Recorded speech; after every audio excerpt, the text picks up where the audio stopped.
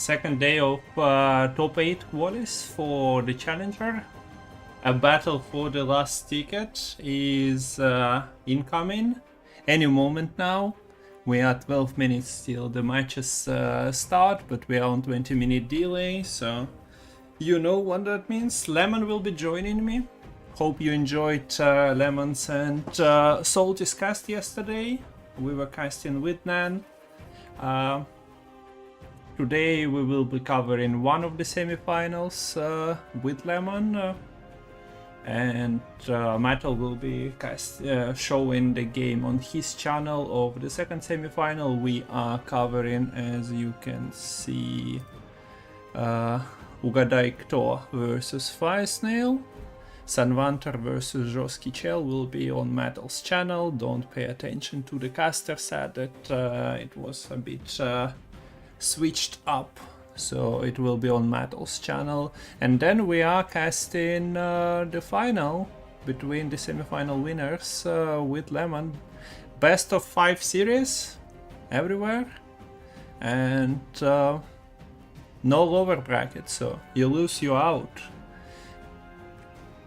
The reason to get to the challenger that will be happening on July 13 is, well, you are in among the 4 players, so you are locking yourself into the $125 already with a chance of winning 500.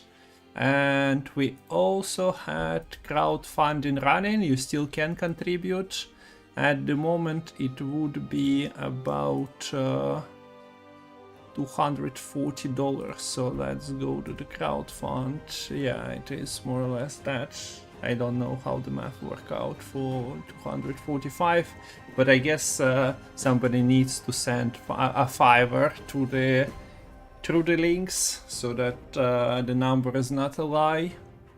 Maybe I messed it up a little bit with the conversion of currencies.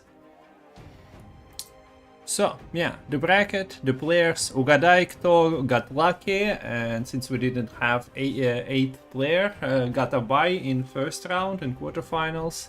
Firesnail has been playing a long series against Truth and prevailed, reverse swept, I think. So that has been entertaining. You could have caught up with the votes on Salty's channel, or I was doing a rerun. It will be on YouTube later as well. In the lower side, Archer lost to Sanvanter 3-1. An interesting series and very fast. It was done in like 45 minutes. And Жесткий Чел, another long battle against the Pifich. Жесткий Чел okay, why am I switching languages? Meets with Sanvanter.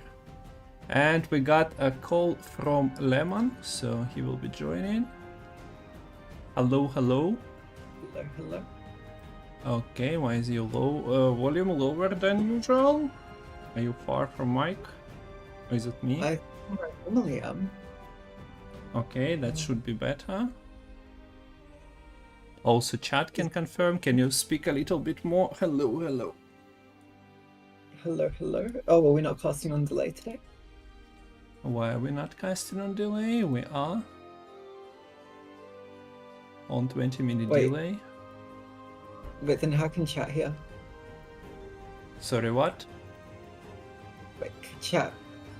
Oh, I think. Oh, okay. You're just gonna fix it like in 20 minutes time then. Yeah, it's just. Okay, right. Sorry. I still can't talk to everyone. Okay, so we're setting up the webcam and going to the decks, I guess. Yep. Unless you want to be in the shadows today and not. Yeah, that should be all good. Okay, so this is me. This is Lemon appearing any second now. Yeah, there we go. So like magic.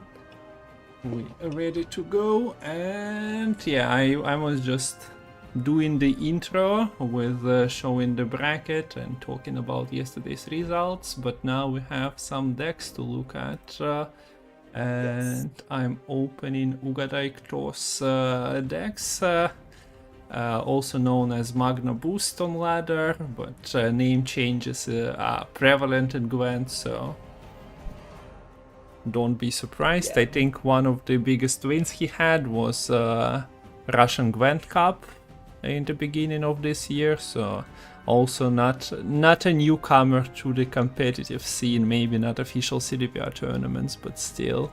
So his decks are not tested in this challenger yet, as he was getting a bye in the first round. But let's see. It's Tusontus Hospitality, Araha's Swarm, Deadeye Ambush, and Ursine Ritual. One of them is not like the other. We've seen 3 leader abilities, but Deadeye Ambush was not shown by any other players, so I'm curious. Will it be his downfall? Will it be the secret deck that actually beats everyone? But I guess let's start from left to right, and it's Tusontus Hospitality. And it runs 1 Purify, but other than that, I think it's pretty standard. You have your artifacts, you have your... it has Leo Bonart as an extra toll punish, so I guess it's not that standard per se. Yes. So the main thing I'll point out here is that we're not running the War Council, not running a Meshy Truffle, those kinds of things. Instead, going more heavy into this Tusontus Hospitality game plan of boosting up your opponent's units, getting value with your Kahir or your Ivar or your Milton with all those boosts you're giving.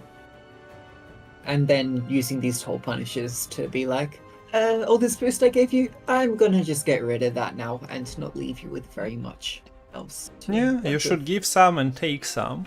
It's obvious. Give and take. So yeah, runs Nausicaa Brigades. Kahir has a billion of tags on himself, so he's, for example, thinning the Nausicaa Brigades out later on for you if you need, and you need those small bodies for Baclair. Basically, we've seen the downside of Baclair yesterday in the game between Archie and Sanvanter, where Archie's Baclair was basically playing for no deploy value.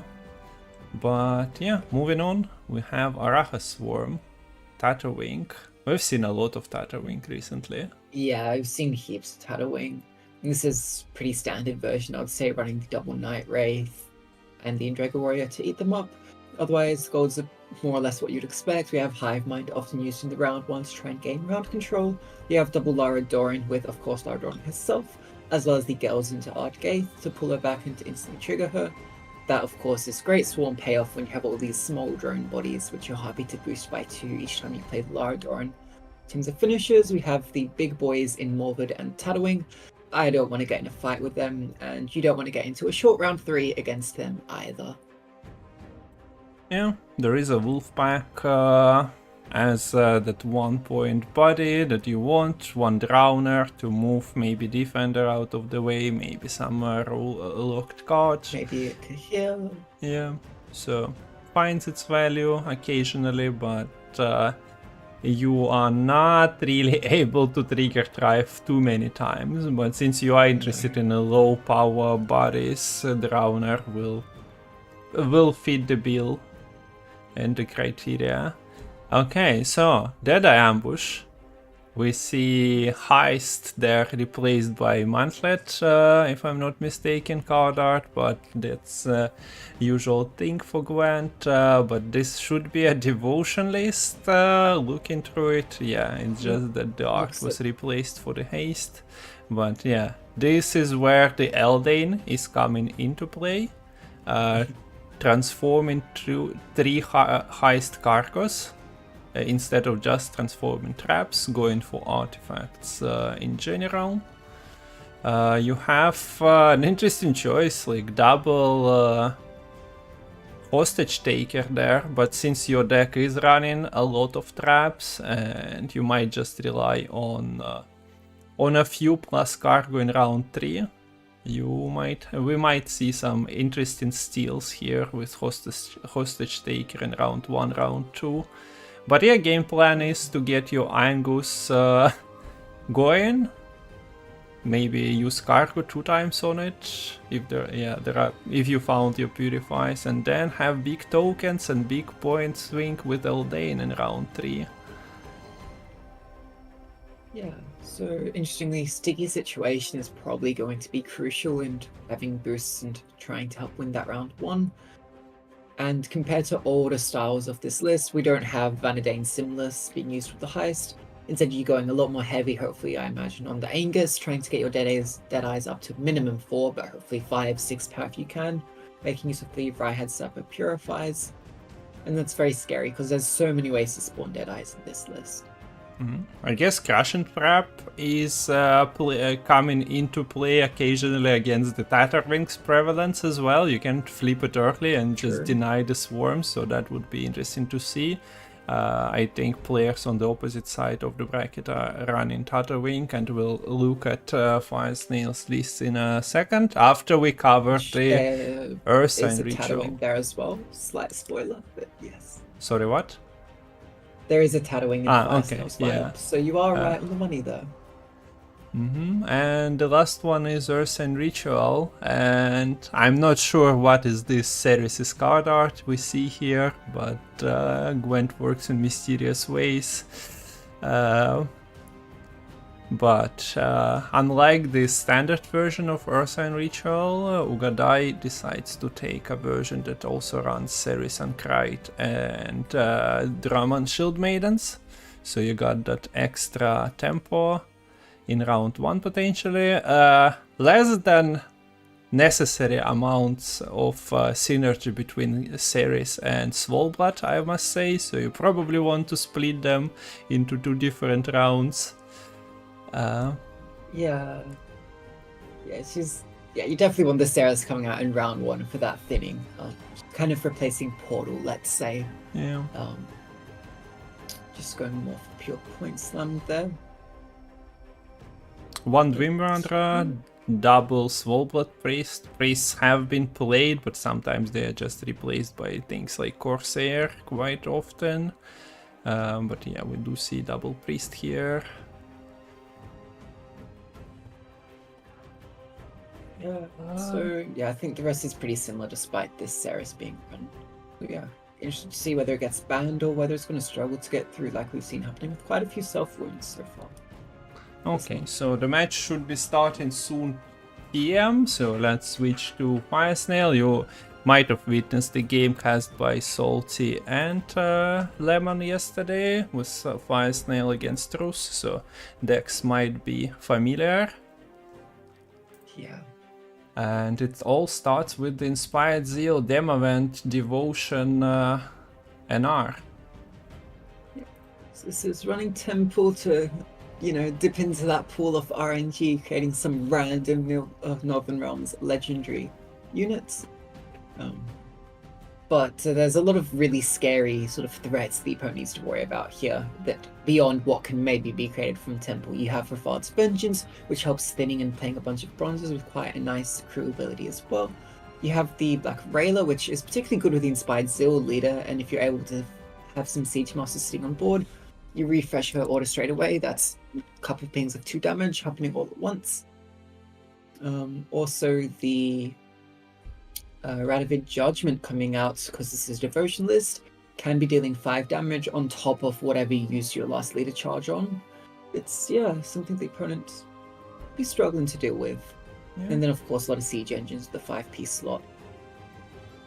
Yeah, the amount of points you can, if you commit everything into one turn, Demavent, into Rafart, into some points with Radovid jumping out, like I'm talking the best case scenario, if you manage to save everything for that one explosive turn is ridiculous. Okay, so we got the invite.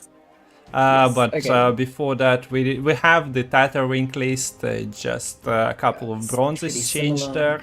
Fortune Teller.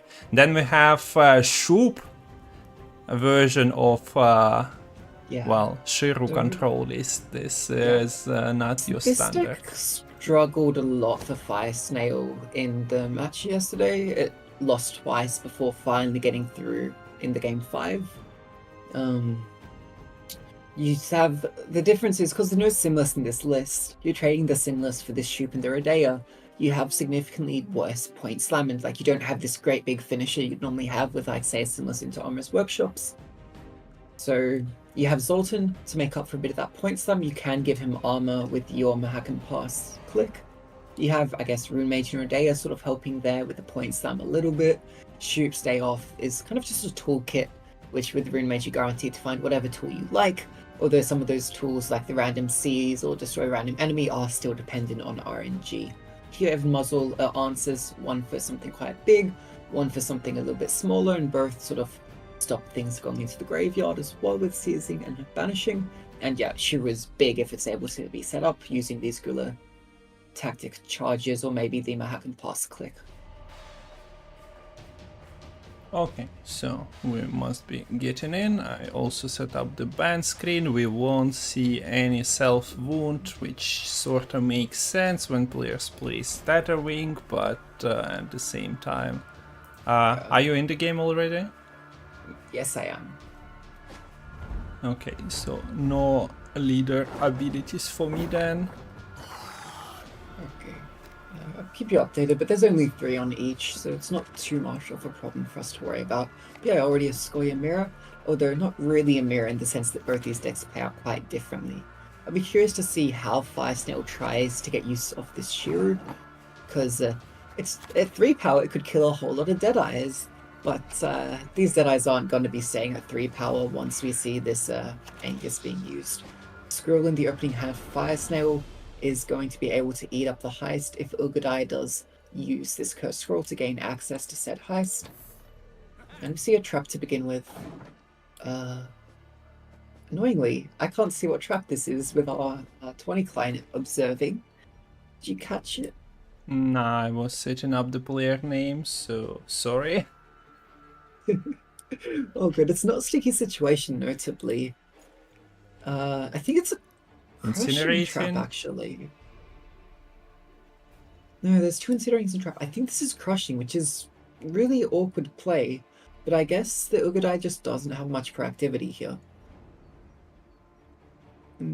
Doesn't want to play this Angus until after the heist is on board, I imagine, because it just gives Fire Snail way too many turns to combo pings or damage, say with like a skirmisher. I'm not sure why the cards load up weirdly for me, but hopefully it, yeah, I think it works okay now. Not bad. Once a smother on the runestone, and since this trap didn't flip for the rune mage, Fire Snail knows for certain it's not a incinerating trap, it's not a serpent trap, not a pitfall trap. It's a crushing trap and a goodbye to the smuggler being combined with that skirmisher to finish off. What an interesting way to answer the smuggler. Preventive crash and trap into your opponent playing onto the same row, removing the 50-50 aspect. Okay, and I like to move it, says the trickster, and sends the skirmisher to the ranged row. Skirmisher, of course, had that reach 1 some 5 years ago, and without armor it cannot reach again. Yeah, no one. Notably the order is not melee locked for any of you paying attention, but there's no real way to give it armor here regardless, so it's likely just gonna kind of not do much here if another elf gets played. Another trap coming down. This is the sticky situation this time, but this hand buff means the Dwarf Berserker is not triggering the sticky situation. What a situation to be in. We do see the Angus being played here. No heist coming down just yet.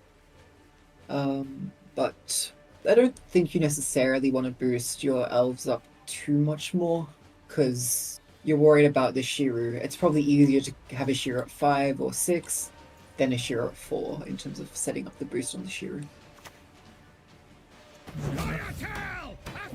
And there we go, the sticky situation activates. There are targets for it to buff, and that's a very potent engine. Do you play the hostage taker here? I mean, this is pretty good, no? You're dealing Yeah. with what is effectively a 4-power unit that could even remove bodies to make your sticky situation a little bit worse. Yeah, I think so. Like, yeah, it seems very, very nice. And just like, there's not that much like engine-wise that you're worried about dealing with in this deck. So we do see this hostage being taken.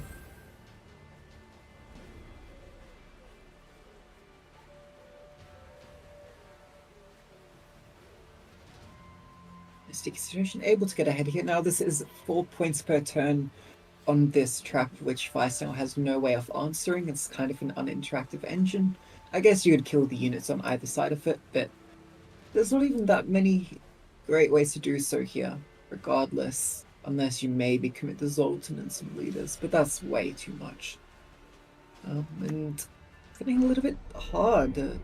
Like, it's either you commit something small or you commit something quite big. So we see muzzle.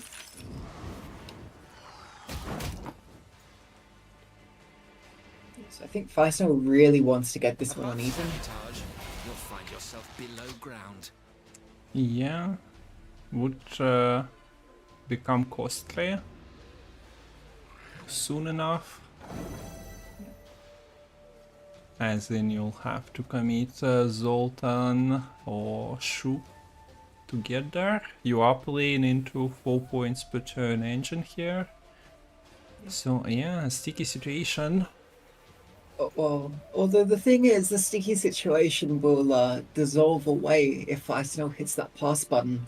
So Firestyle actually ahead right now because the sticky situation would end up locking itself if we were to see a pass, and that would require Ugadai to go 2 cards down. Yeah, I think there was a slight hesitation on Ugadai on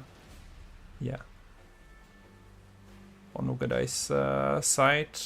Also, why I tried to flip the players, but it flipped back, so the player names are incorrect. Unlucky.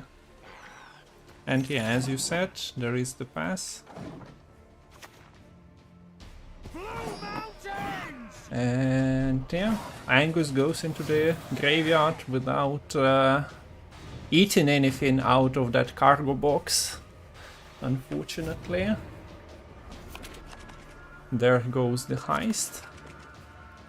A bit separated from Angus, but I think that Zoltan might have come into play if Cargos would appear and eliminated, or something would have came and eliminated the possibility to replay the Angus anyway.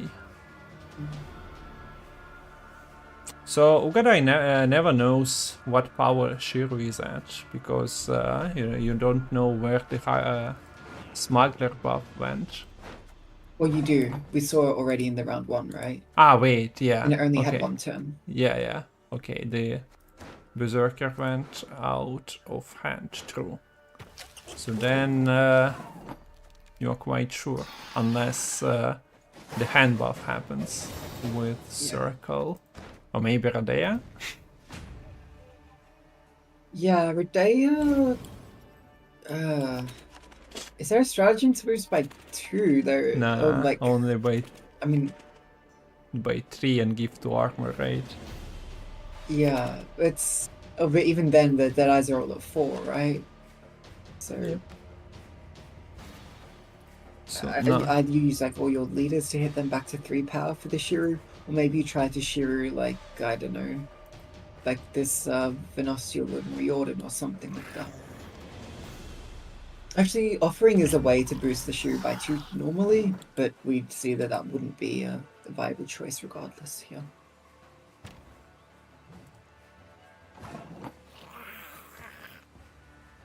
So we have 3 traps still in deck for Ugadai, namely the Deception, Serpent Trap, and a Crushing Trap.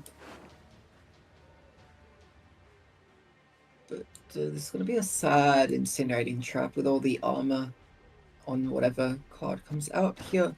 yeah. Minor Wall would actually be another way to maybe do some Shiru shenanigans, but it is just the Pyrotech. Okay, so 1 incinerating, just hitting the armor, although it did deny a couple of points if the click would be connecting with the 4 power unit. If it will be used. The second one should find a little bit of value on things like Radea. Zoltan is not coming in without the targets at the moment. And what's our best on Neuromancy? Kinda bad looking, not gonna lie.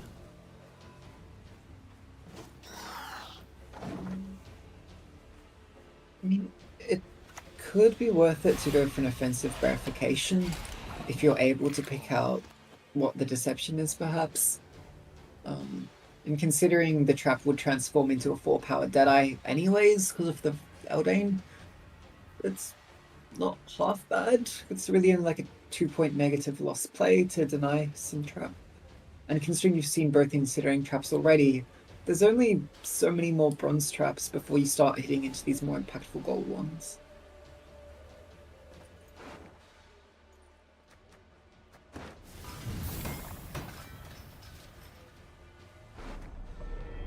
Okay, so that probably is defensive verification with Mahakam click. Yeah, seems likely. Just honest 10 points onto your side of the board. Now you are at mercy of the traps, but as you mentioned, 3 of them missed by Ugadai, so Riordan coming into play would of course bring something out, but I don't think Riordan will be allowed to stick for much longer on the board, considering there is offering and Alzur's Thunder and his potential value being close to broken. If you are allowing it to bring an extra trap, sure, the cargo goes away, but a new trap appears, and combined with an elf nearby, and just a little bit too much. Yeah, so what you'd really want to do with the Reorder is you want to use it to play some threatening elf on the same turn. Like, say, something like the Venosial, and then there's only one way, you can only answer one of those at once, and then it gets quite awkward for Fire Snail, but unfortunately that's not really the case here because there's not that many great elves to deal with.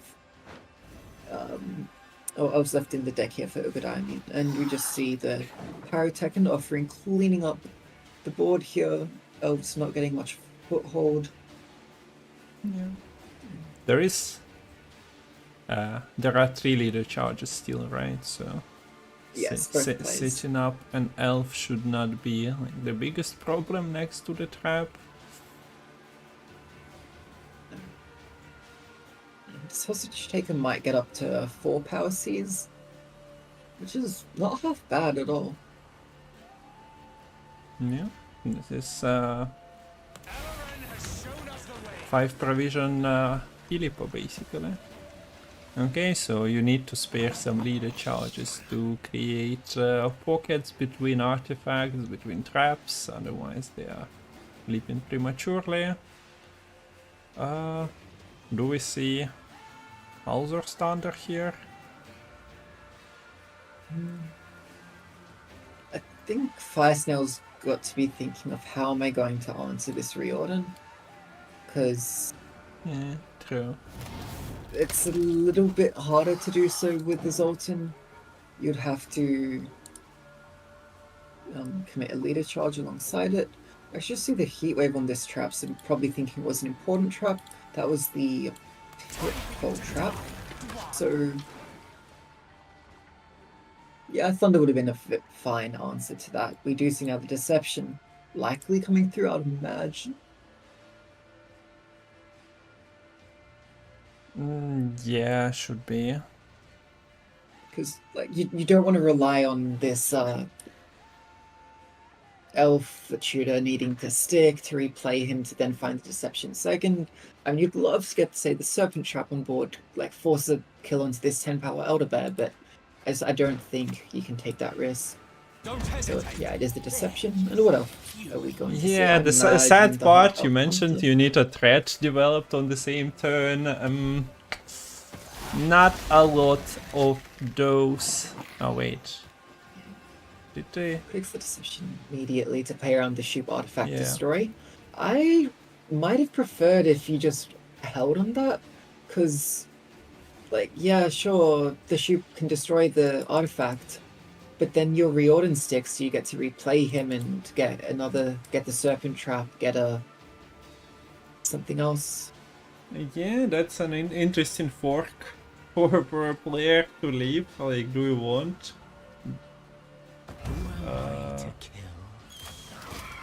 Okay. Okay. So This is the way that the Riordan is going to be answered.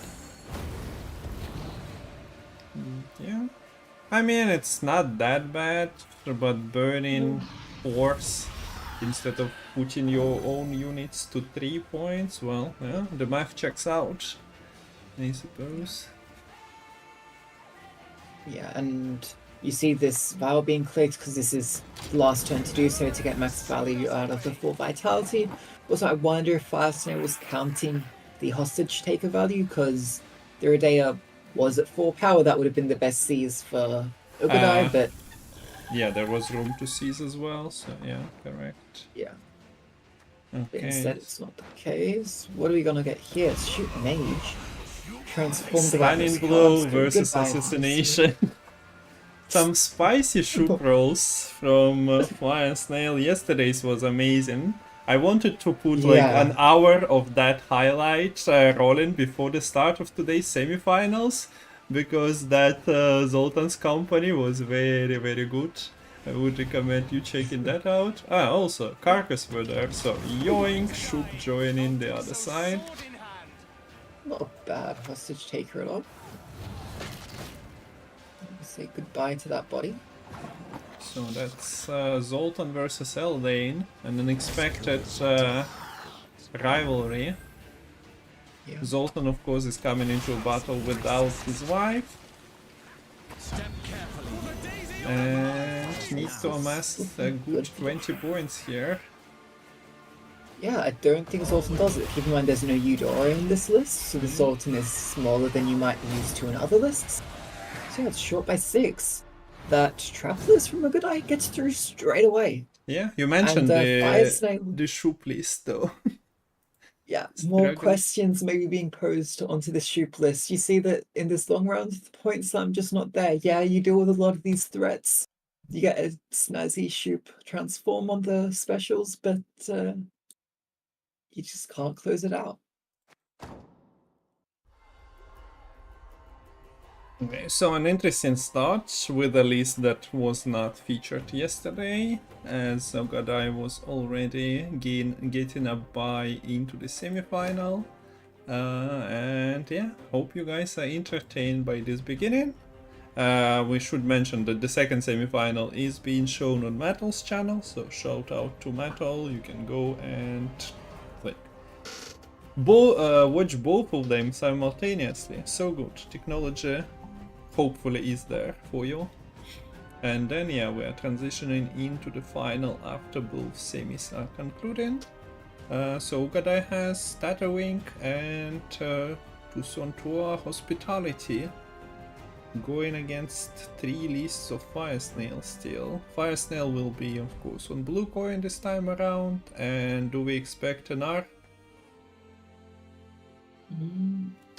Wouldn't be surprised to see that. I mean, NR is the blue coin faction, you'd imagine. Tatterwing tends to be pretty solid, I'd say, on the red coin as well. So I don't think you'd mind saving that for later.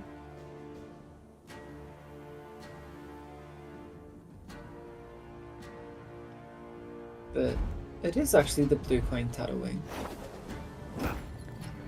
Let's get this. Maybe was expecting Toussaint from red as well, and saying kind of like, well, this tattooing goes wide, it doesn't go tall like at all. Apart from like your more of a tattooing right at the end, but like through most of the game, I'm gonna not let Ugadai get a lot of value on their boosty shenanigans. Whereas NR might run into a bit more of a problem in that sense, so I'm gonna maybe take it on a bit of a less ideal coins to maybe get a bit of a better matchup. I saw this quite a bit last weekend, I think, towards the end of some of the series. Yeah. Counter sniping the queue, or at least attempting to do so, was leading to some unexpected victories, maybe for Lee, so at least the queues on the unexpected coins. Yeah, I do recall something like this as well. Yeah, and, Done by and you might Necus. think, oh, tattooing is immune. There's no way Ugadai can like deal with it or get value out of the tattooing, right? Kungfu, right? Yes, I don't think so. The unit is immune, so how can you? Well, you see, there's this card called Beauclair. It doesn't care about targeting an enemy unit. It just sets an allied unit's power to match the highest enemy unit, which if there's a 25 power tattooing, the Beauclair will set to 25. But wait, it says immune. What do you mean? Oh my. Although, as much of a point I think I made about that last weekend as well, we actually saw like a 30 plus power unit being set up with like the ale and other boosty shenanigans that might not even come into play. It is a kind of a fun little interaction to mess around with here.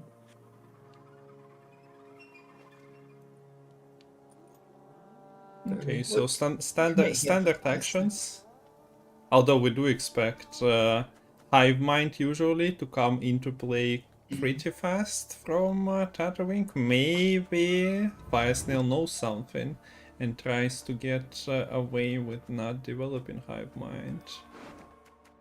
Yeah.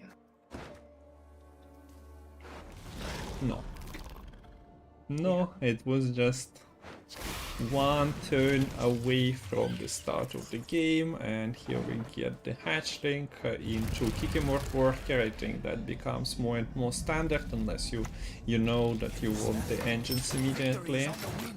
Nilfgaard continues doing what Nilfgaard usually does with Kalvich, play a couple of tactics onto him and then look what your opponent is doing. Is he allowing you to maybe contest the round? Have this overspent their resources, but for now, yeah, Kalvich always gets like a Buhurt, battle prep, occasional joust, I suppose. Yeah, you see the odd Gave being put to the bottom of the deck there? This is an extremely gold hand for Fire Snail, and quite awkward, I think, to get used off the Hive Mind as well. Do you see the Tutor in Whisper's Tribute being used? Get Spontaneous Evolution along with this Kikimor Worker. Quite a big difference in tempo. I have a feeling Fire Snail might be happy with the tempo pass here.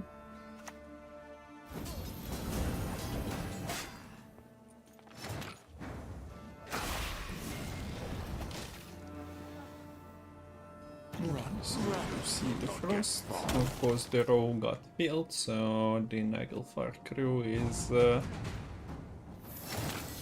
not sated by the Frost, but I think Fire Snail is happy with keeping Laradoran at 1 power in his hand. Yeah, you make a good point about the gold hand. Fire Snail should be happy. Like, Nagelfar was literally showing you Gales that you want to combine with the Artgate. And Morwood, who was a small little beast, a little rascal. So now it's like a little bit of a grown-up. I'm not even sure. Relict? What relic does it supposed to signify, this monster? I need my lore. Wolf was just from a quest in Witcher 3, right? Yeah, that's why I need a refresher on the origins of Morwood. But I think that's another stream. Yeah. I think it's just like a special fiend, more or less. Yeah. But so I am very interested to see if we'll see a bleed or not. Firestone might just be happy going to a super long round 3 with double Lara Doran. That's generally pretty nice. You also have one more Hive Mind charge remaining, I believe, which is this Stalker. And you might need to end up using that to kill the Lara Doran potentially if you don't want to keep this Red Rider still in hand. Yeah, but then you are playing against Tusuntua Hospitality with only Heat Wave. How good is that? Yeah, no spores in No this spores list even in makes this that list. a lot less good. And will we see Decree for Drowner here? Well, depends on the mood of Fire Snail. But I think it's very scary going against the Ale Buhurts, all the possible knights for Claire. Yeah. Like, sure, the game should probably end up with the score 200, 250, but I don't think that a win comes on top of that showdown. That's fair.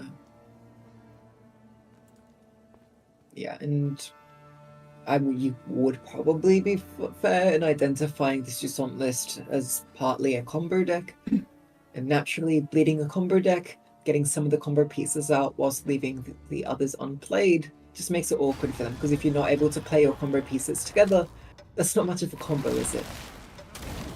Yeah. Okay, we But do also, see. how do you set up a swarm on this bleed though? So, is it a pass?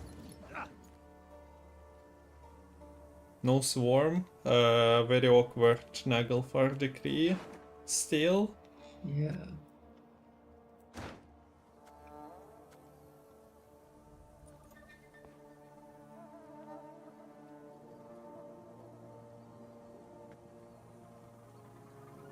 This is the decision that has to be made, and you don't have that much time to make it, and whatever you decide here could very well change the course of the game. It is actually a bleed using just natural selection onto the Kahir, interestingly enough. I wonder if you're hoping to just spam your entire leaders and try to say a Quant to finish it off next turn.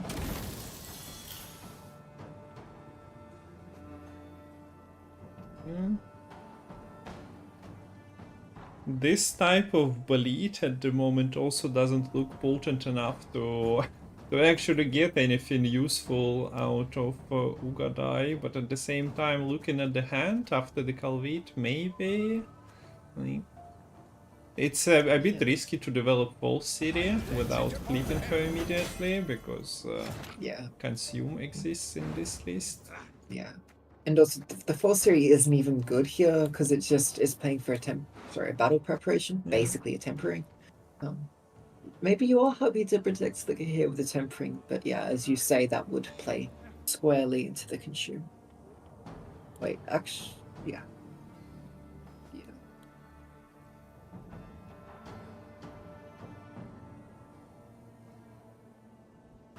A bit of an awkward position, and we do see a pass.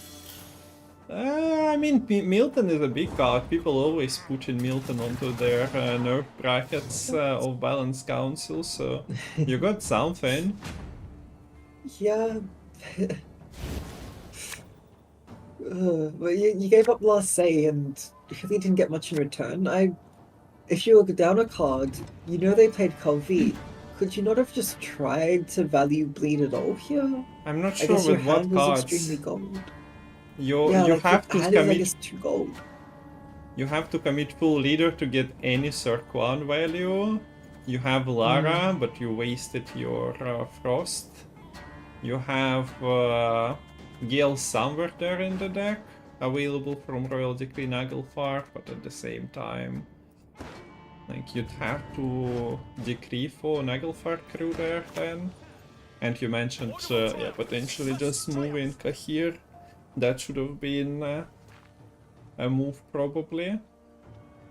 Mm. if you'd want to contest it more seriously.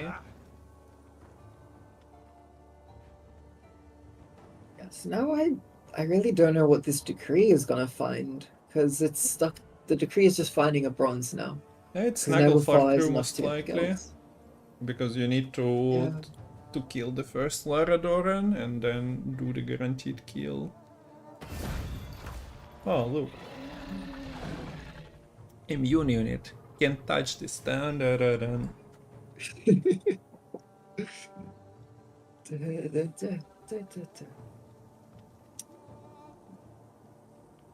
Yes, good luck getting AO value when you can't hit Tatterwing. Well, it's not like you are too sad about buffing your own knight, okay? The Wait, part what do you of mean? the Wait, you can ability. buff your own unit with Ale of the Ancestors? Yeah, turns out That's that. crazy. Yeah. Turns out you can do that. Okay, so early full city. And a buff onto her as well.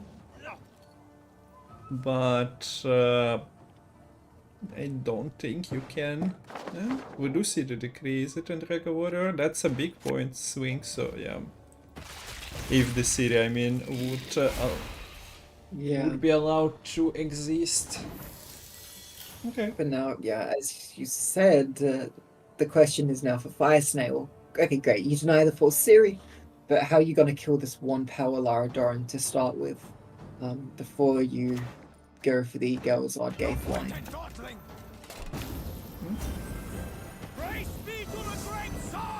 Okay, so Palmerine finds an unboosted target and brings another Nilfgaardian Knight. That's a nice entourage to have.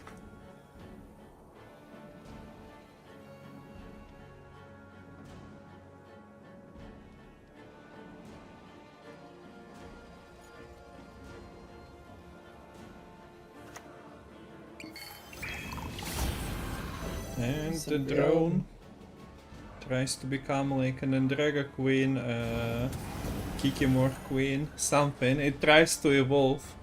I'm not exactly sure which species are the drones, as we omitted the categories. Pretty sure these should be Arrakis, considering this lady used to be Arrakis Queen and she directly spawns the drones. They come from Arrakis Nest. Although technically Kikimor's also kind of spawned them like Kikimor Hatchling as well, so I don't know, maybe it is kind of both. It's an amalgamation. I think there is a certain answer to that question. For all the chat lore knowers, it would be an easy answer. No, I'm a little bit interested in what the next card is for Good Eye, because you're almost running out of time on the Ivar. Actually, I know you can just do Beauclair and then Ivar, right? Ivar is the fourth last card is fine. So I guess that's probably just the sequencing coming up next. Again, paging Lara Doran, paging Lara Doran. What are you gonna do for her? Maybe just self-heat wave. Bomb. I mean, yeah, that would be the play, I think, for Ugadai. And then... Oh, Fire Snail here, actually. But, I mean, I did mean Ugadai when the Laradoran gets played. Maybe you just don't get to play the Laradoran twice, you just have to play the girls the first time and then...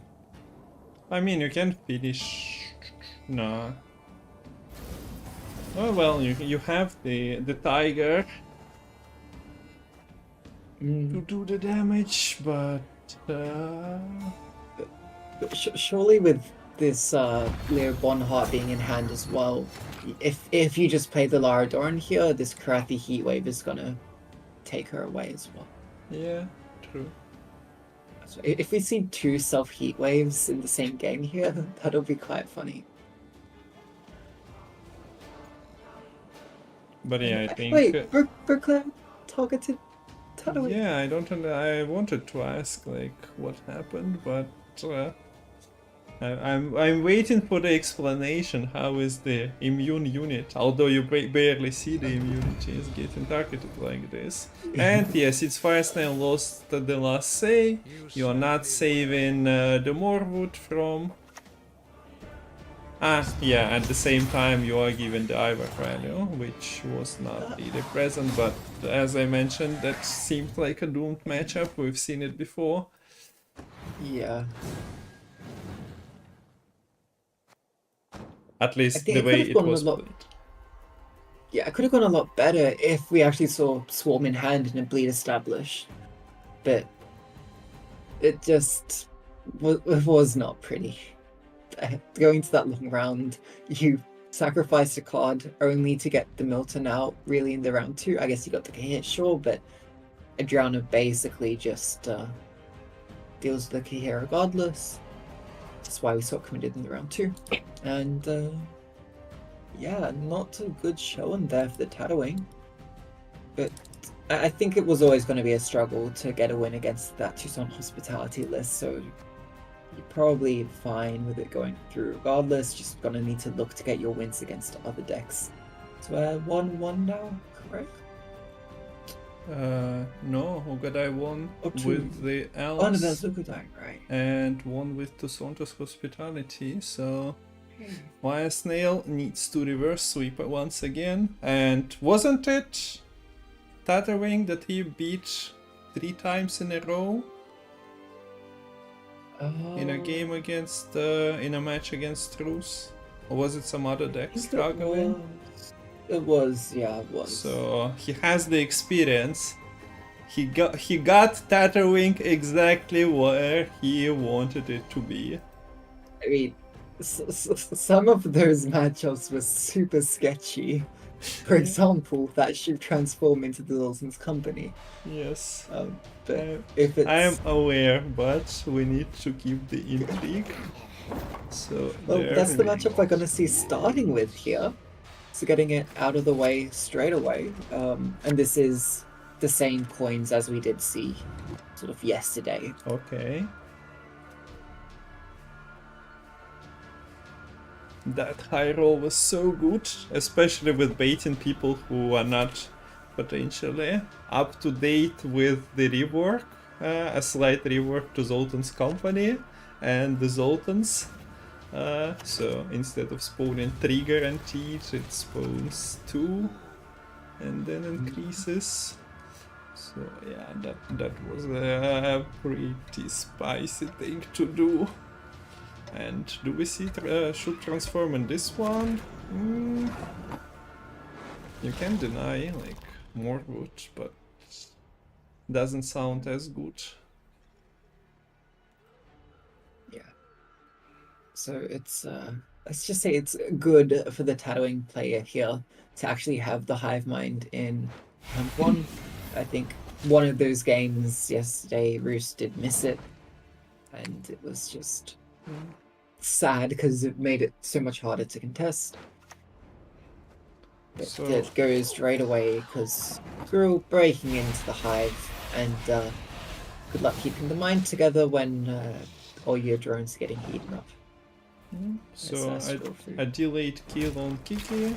Water allows 1 extra copy to appear, but priorities were to deal with the entire hive mind and then just pick them one by one, but apparently it doesn't work as more and more drones are appearing. Yeah. And yeah, Ugadai, for each of these trades, yeah, Flasnell's kind of dealing with it, but Ugadai is still trading up power-wise and able to get a substantial lead going. And with this Nagelfar's crew and Decree into Lara Dorn, very likely that the round should be going the way of Ugadai. Though, that muzzle, nothing to scoff at Yeah. either. There is still control for potential. What was the order? Wait, the hive mind is not there anymore, so it doesn't matter. It does not matter. We do see a big tiger or small tiger, 1 power, playing for 7, but with TA the separation has been created. Is Ugadai looking to leave the round? So it's just a maxi.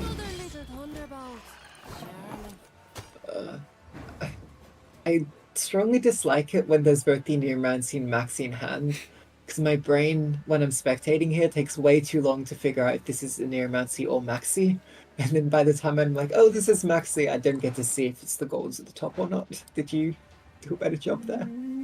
Yes, but I won't tell anyone. Because I didn't really. I was more pondering on the fact that can Ugadai actually continue to play, but yeah, we do see the commit of first Lara most likely next turn.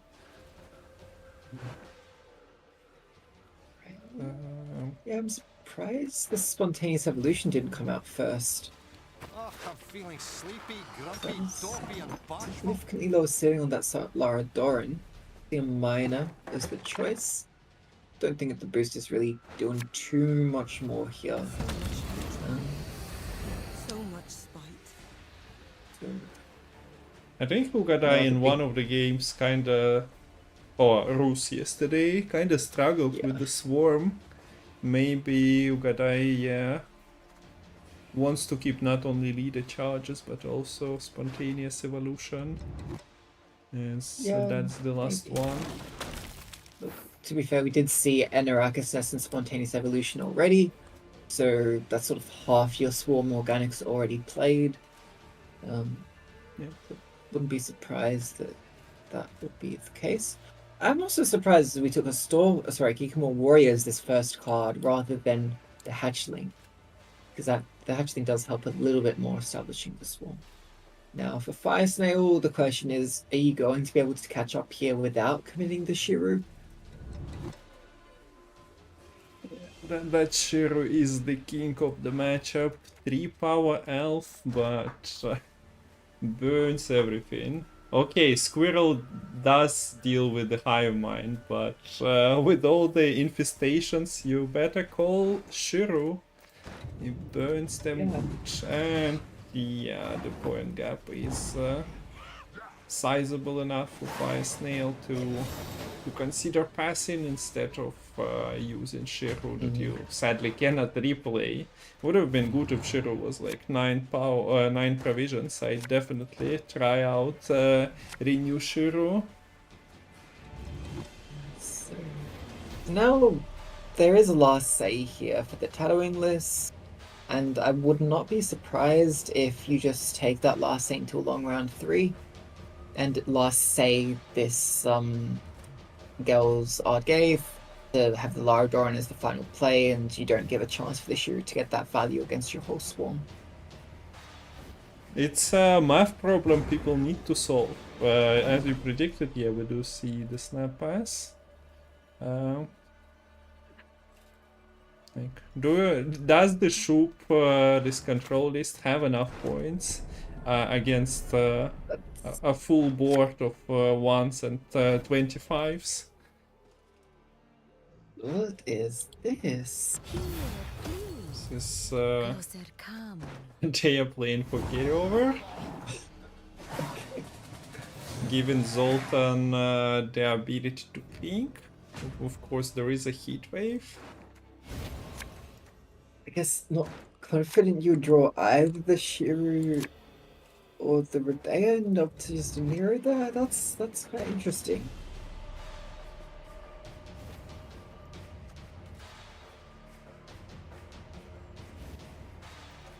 But yeah, now I'm also a bit worried for Ugadai. How are you going to deal with this Berserker, deal with this Sultan?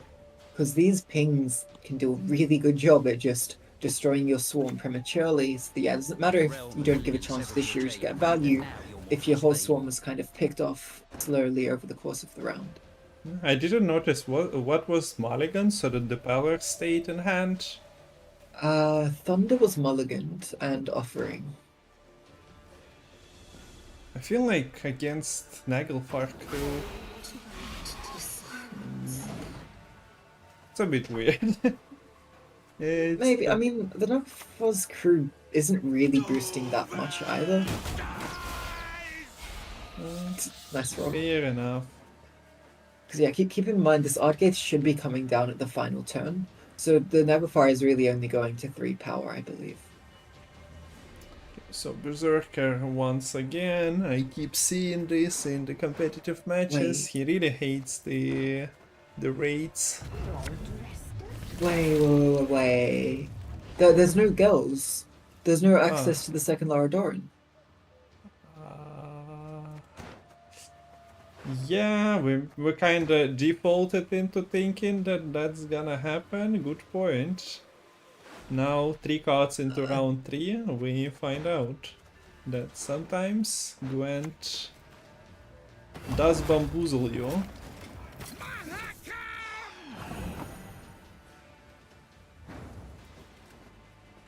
So you can see the Larador, there she is.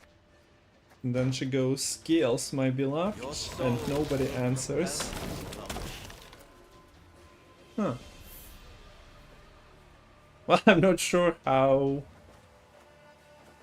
good is tattooing morphed finisher here, but at least you're baiting your opponent into thinking that they have to deal with the drones. Yeah.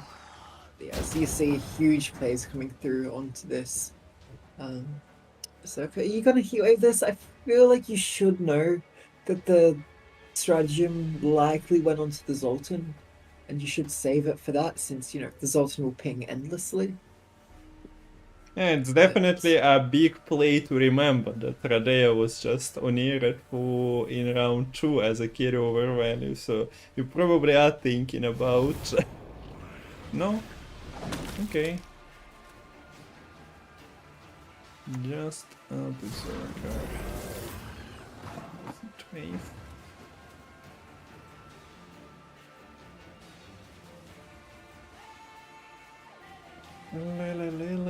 Yeah, that's... We're gonna see another shoot transform special, aren't we?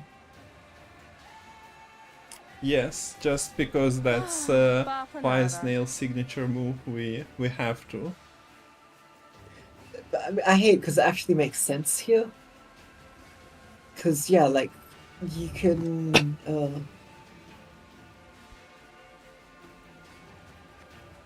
You have to last play the Morbid because of this Heatwave, I guess. I guess if the Heatwave comes out first, you can play the Morbid as like your second last card. But we'll need to see this Tattooing coming out sooner rather than later to play around that.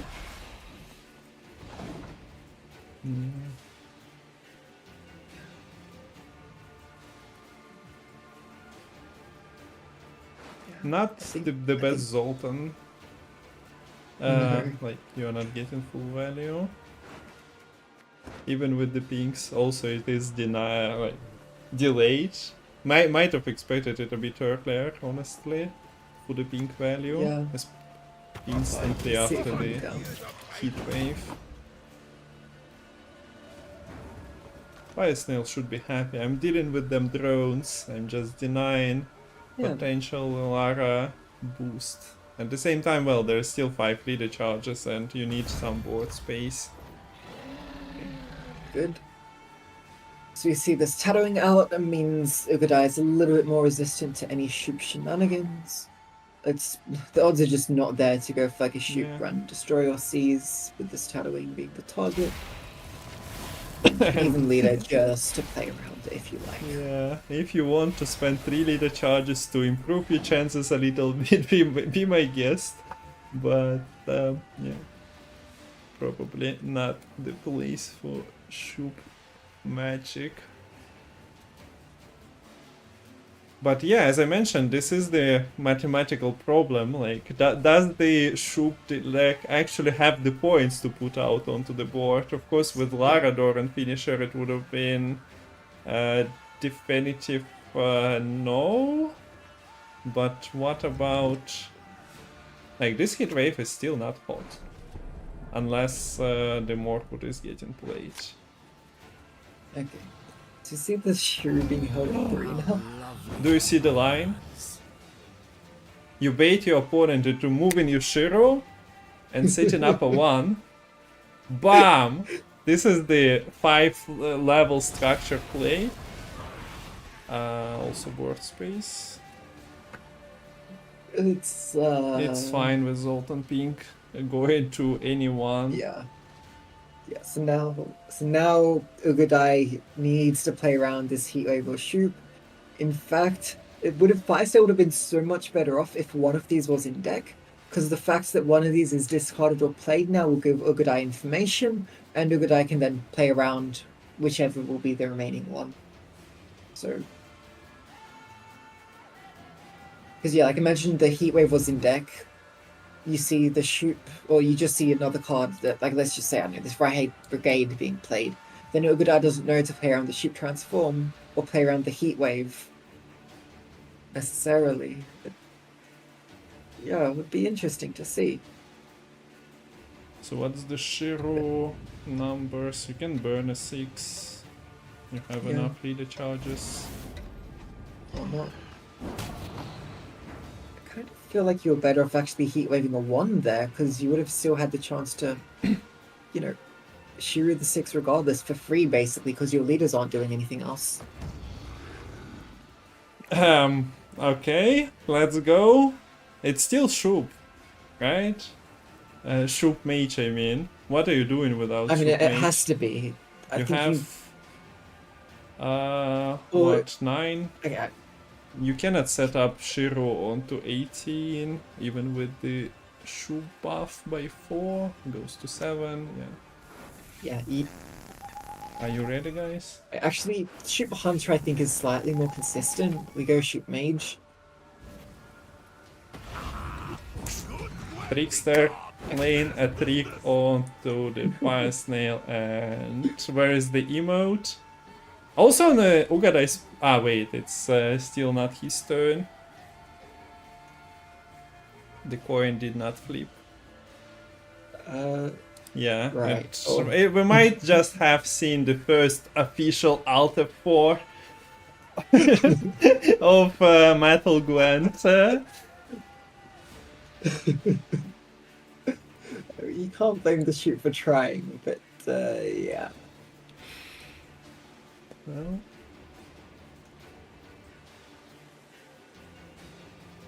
that's an interesting conclusion, unless this is Ugadai's disconnect, which I don't believe it should be, considering the situation and the coin not flipping after Fire Snail finished his move. So yeah, we'll just wait it out. Maybe Fire Snail will ask for rematch, I don't know. Oh, look. The blue wins the game. Now I can officially change the score to 3-0. Yeah, Red's player's connection was lost. And unlucky happens in the tournaments as well. Yeah. Nothing you can do. Connection, especially with people from different regions playing, connecting to casters from Australia causes some disconnects, surely. Okay, yeah, that was all my fault. I'm forcing all this like internet and data to be transferred all the way down under, and it just wasn't able to get back all in one piece. So I'm very sorry for that. But that was even faster than Sanvander versus Archie that were like playing Blitz yesterday. Blitz Gwent. So good job from Ugadai's side, getting a buy in round 1, but not being rusty on day 2 and claiming a spot in the final. Have able to make it to the finals without losing a single game. Yeah, it would have been more impressive if you managed to do that without playing a single game, but no more buys allowed. Do you have information about the second? Have you checked? Second match? I don't know what's going on in the second match right now. We can either ping Matol and ask if we can get added in to the spectator there. I think when he is a spectator already, we cannot do that properly. But yeah, the second match is Sanvander versus Joski. I guess we can just open Metal's stream and check. Yeah, of course, it will be watching game on delay. So that's not We can also take a break, of course, but maybe let's check. At the moment, for I'm me, happy. it's 1-1, so there is a lot. Yes. A lot of content to come in. Maybe we can take a small break and just join for the next game. Yeah, sure. Although, what's this ground situation here? Did they just start? No, the cards are in graveyard. I mean, we can watch this one play out maybe, and then take a break. I can't tell if this... Yeah, no, this is a very gold hand for round 2. Jogato drawing the full series as the third card here, only in round 2. So, yeah, a lot of golds already in hand from the round 1. Like, and didn't use any mulligans, I think, there. Okay, so we are watching second semi-final as ours concluded very fast. Of course, there is a... You will be seeing it 20 minutes after it was on Metal's stream, so we might just stop at some point, but let's enjoy this. Sanvanter is, of course, kinda expected and defaulted by many who I spoke to, or like who I've seen comment on the outcome of this top 8 qualifier. For being a consistent performer in the past 12 months, I'd say. 6 months of CDPR Gwent and 6 months of Metal Gwent. And yeah, he's playing this interesting Invigorate list with the Harmony instead of just going for the standard guerrilla tactics or maybe Harmony specific leader. This is a hand buff with a big Sheldon already.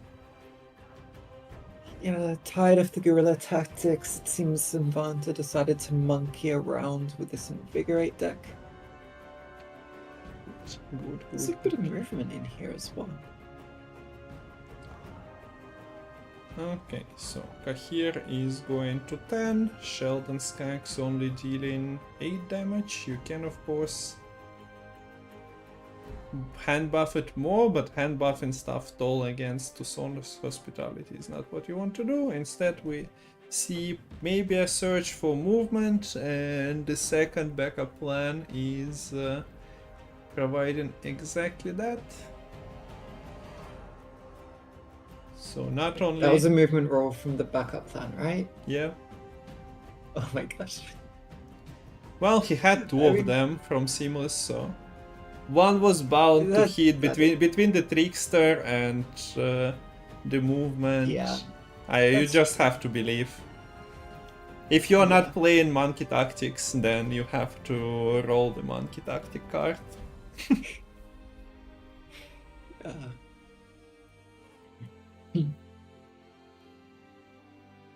Yeah, quite a big difference in points. Jokachel just not setting up much value on their side of the board just yet. Let's see, Parman coming down, getting the Sangreal onto this Dryad, making it even bigger.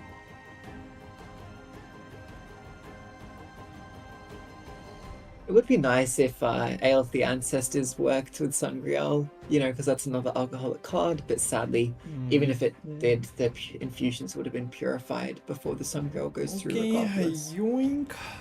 And there is still infusion, but the point gap is big enough so that Joskichel doesn't have to adjust to anything. He just stole all the Dryad boost. She was so happy, so thriving. But no, the Witchers sometimes just ruin things for people and Dryads. So now there's Heatwave and Beauclair as sort of toll removals remaining. The full series can be set up to go through even in one turn, but against this list I don't think there's as much of a need to get it through all at once. Okay, we want to see hand buffs. Didn't really matter, right? Just that you don't really get anything. So better use your leader charges when you remember to use your leader charges instead of playing scenario. Although we don't even see the scenario immediately. I think kind of just trying to wait it out a bit, give Jockey less of a chance to develop a super big enemy unit. Yeah, Buckler is still here.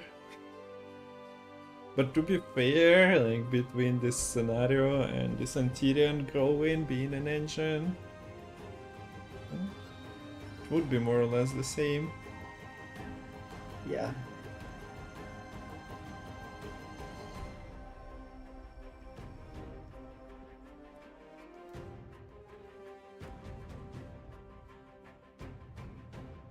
Okay, so yeah, False City, as you mentioned, could have been flipped, but she's not even.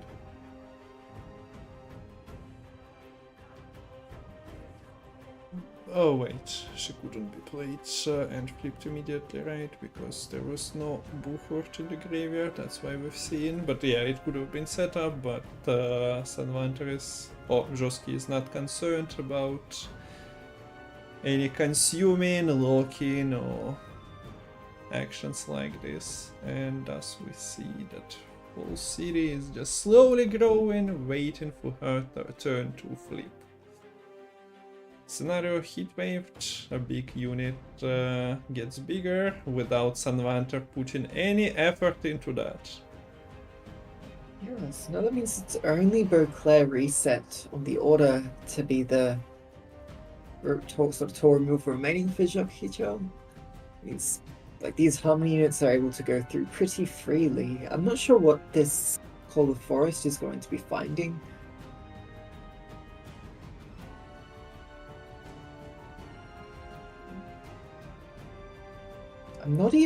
I don't even think it's the correct play here to boost the Santherian anymore. Actually no, I guess you get the better Beauclair, Yeah, but the Beauclair. then your reset would have been slightly bigger on the bird, but yeah, no, it's better for the Beauclair to deploy regardless, so yes, that is better. Yeah, single-mindedly thinking about the click. Harmony continuing to proc.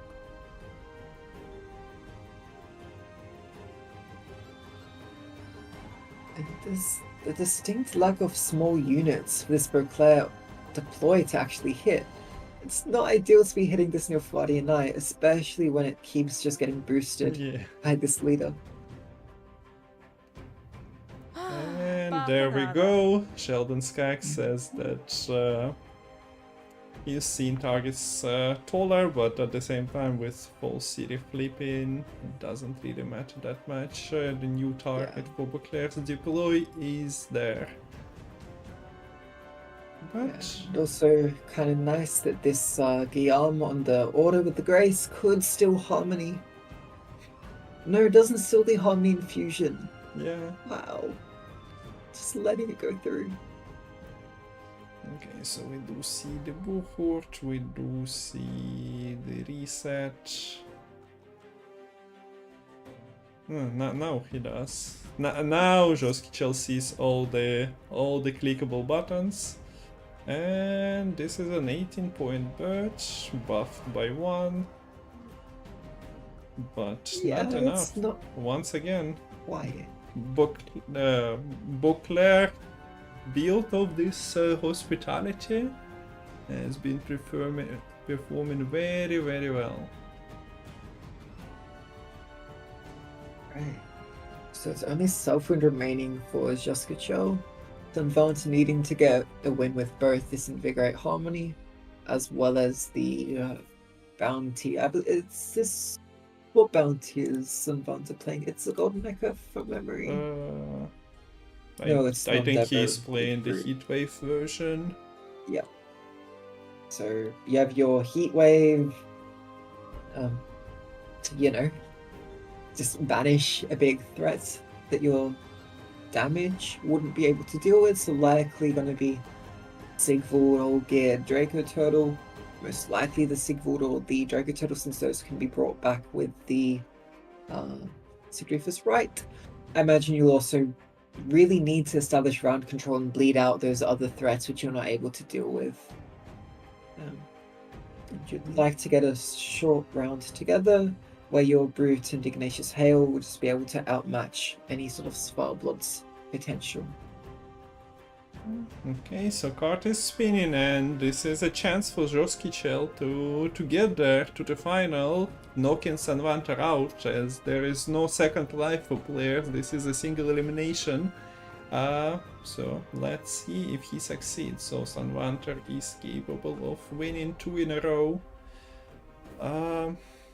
I do have player lists, but we are getting into the game. I kind of forgot that, yeah, the decks were available for the second pair as well. So you'll see Invigorate in action once more. On the other side, this is the self-wound from Joskichel. And this is pretty standard version, so let's go into the game screen now. The score is 2-1 to Joskichel. Sanvanter, of course, would have liked to get into the final and then into the challenger with to hang out with his buddies Mayamon, Lerio, and Nequis, but still has this game to a match to finish and then a final as well. So we might see Joskichel versus Ugadai. They, I don't think, played in the final stages of metal tournaments in this year.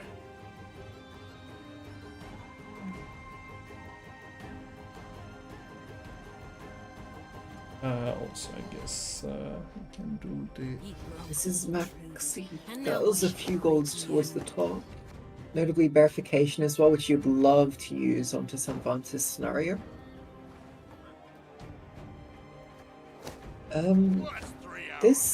Okay, what does this Invigorate list have to deal with these threats which damage can't deal with?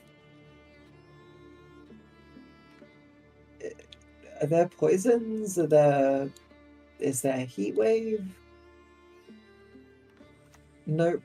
I don't think Sanvanter put many control tools into that.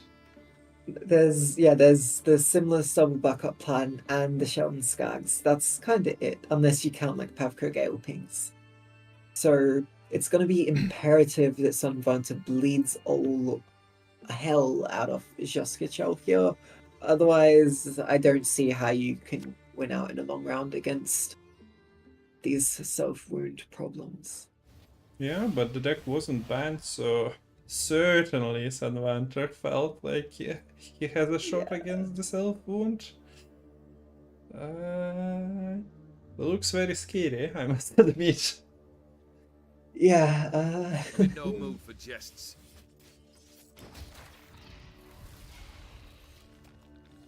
There's one big threat already out in the Olgid, and keep in mind Olgid isn't capable of being brought back with Sigdrief as a right, so he is just out of here basically. Yeah.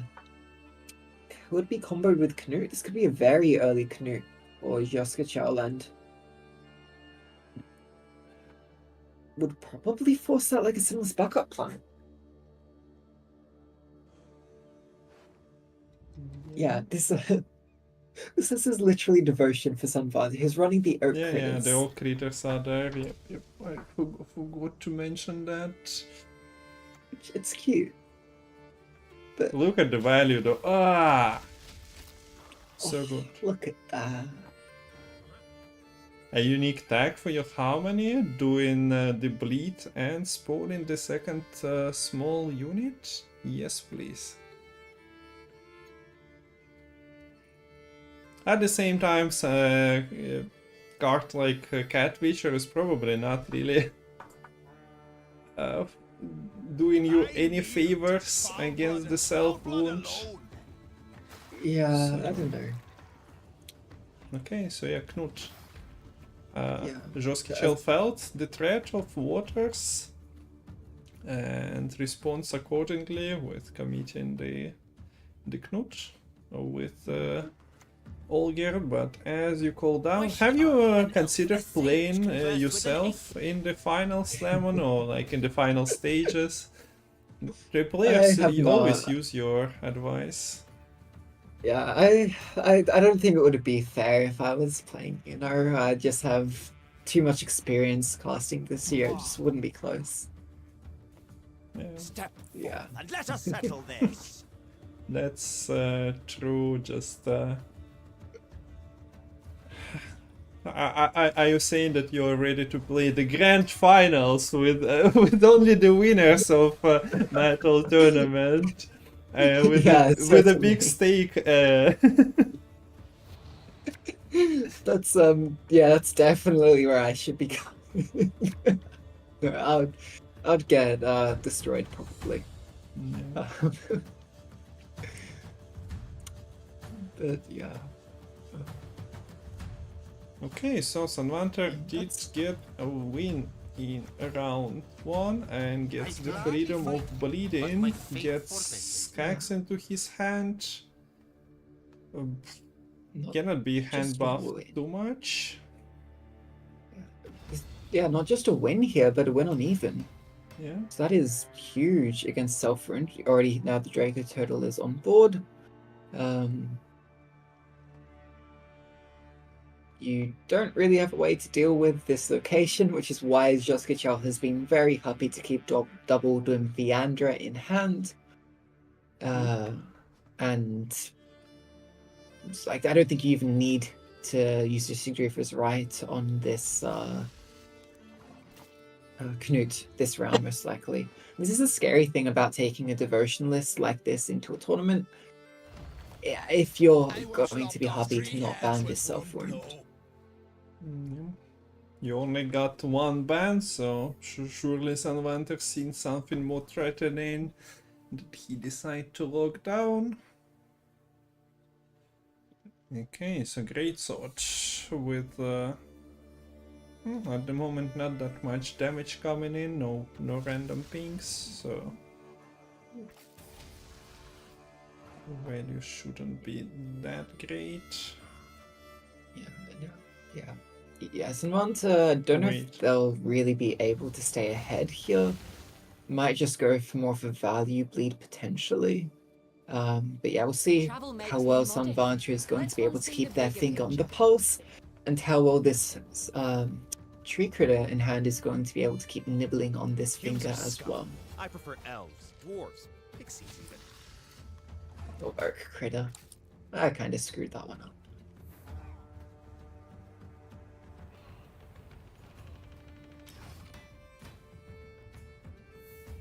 Okay, so far a cheap bleed protection, relatively cheap bleed protection from Joskichel.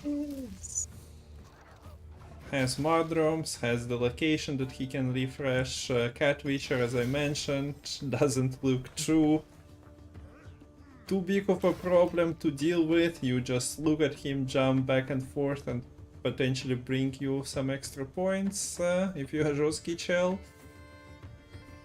But Yeah. sometimes the harm Cat- will like I am the forest, and the come forest to is the Gwentfinity, so it's not that simple. Oh, there we go.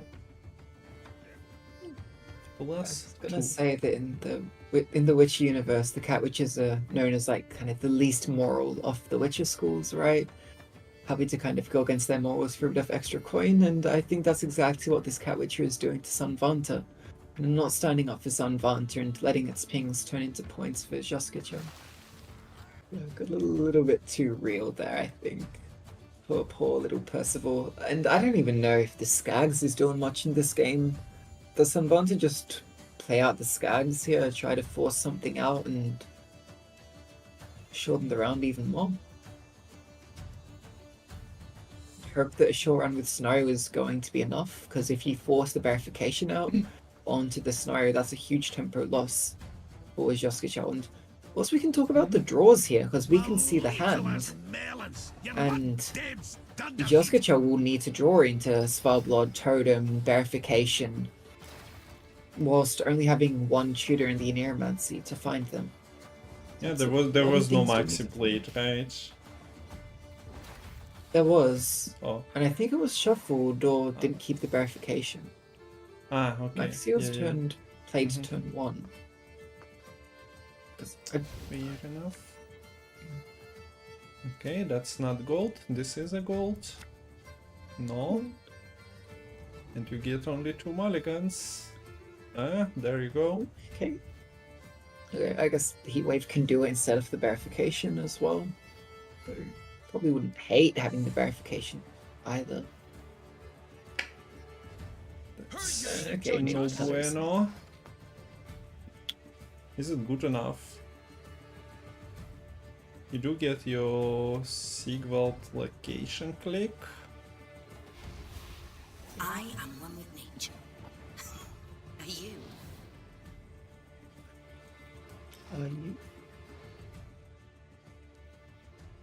So yeah, the leader charge doesn't have the 4th unit to buff. Oh well.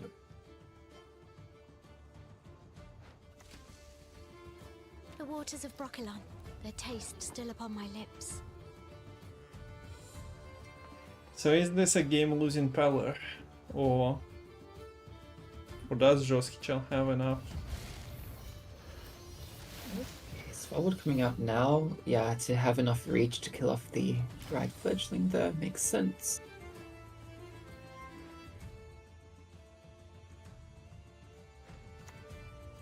There we see. Instead of carry over from the Dana, we see her hand buffed more and more. That's unusual. Yeah. It's a big Donna. Not even going totem actually, deciding to go for Sigdrief is right for the Canute. Interesting, interesting.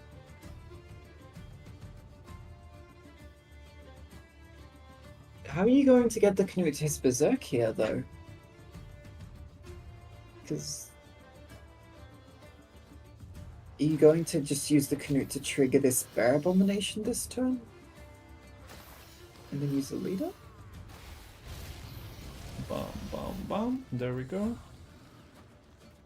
Oh, okay, right, the leader. This one's bear. Okay. Yep, that makes sense. Nicely done.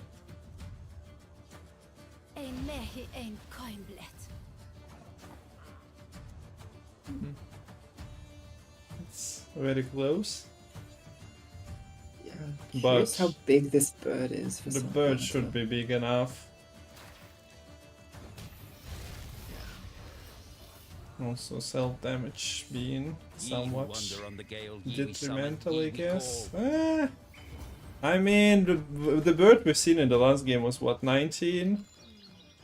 It's, yeah, 18. It's going to be a 18 and 20-point gets bird. Proc into buffed. harmony, 21 points. It's enough. My eyes are up here. Like Donna. 2. The clutch card here.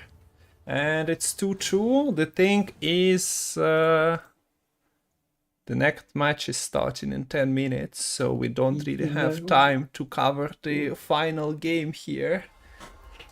Which we could have... I can ask Metal. Yeah. I was just going to say that you were asking whether that final mulligan with the Pella being swapped in for that Terracruit Plunder would come back to bite Joskachel. I think you can definitively say yes. If that Pella was the Terracruit Plunderer, that would have been a win by winner margin, but still a win for Joskachel. Good point, good point. So, do we want a break and we just forfeit the last game, or the commentary for it?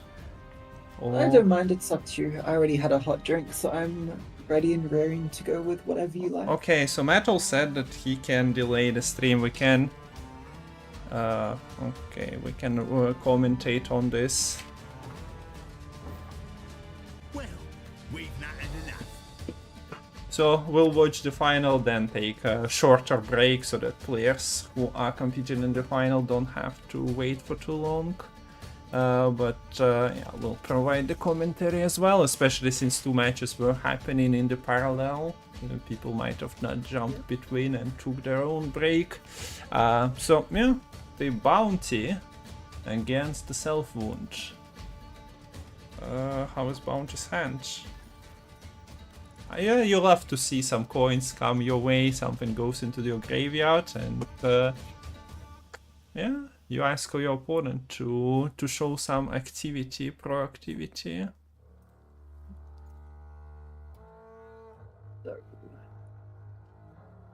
We can see Knut in the opening hand for Joski. I missed what happened there. That was a discard, right? Just Yeah. no bounty. Yeah. Maybe just gonna be a super early pass here for Joski. Not gonna play into this round at all. I'm interested what the heatwave for Sanvanta is going to go on to.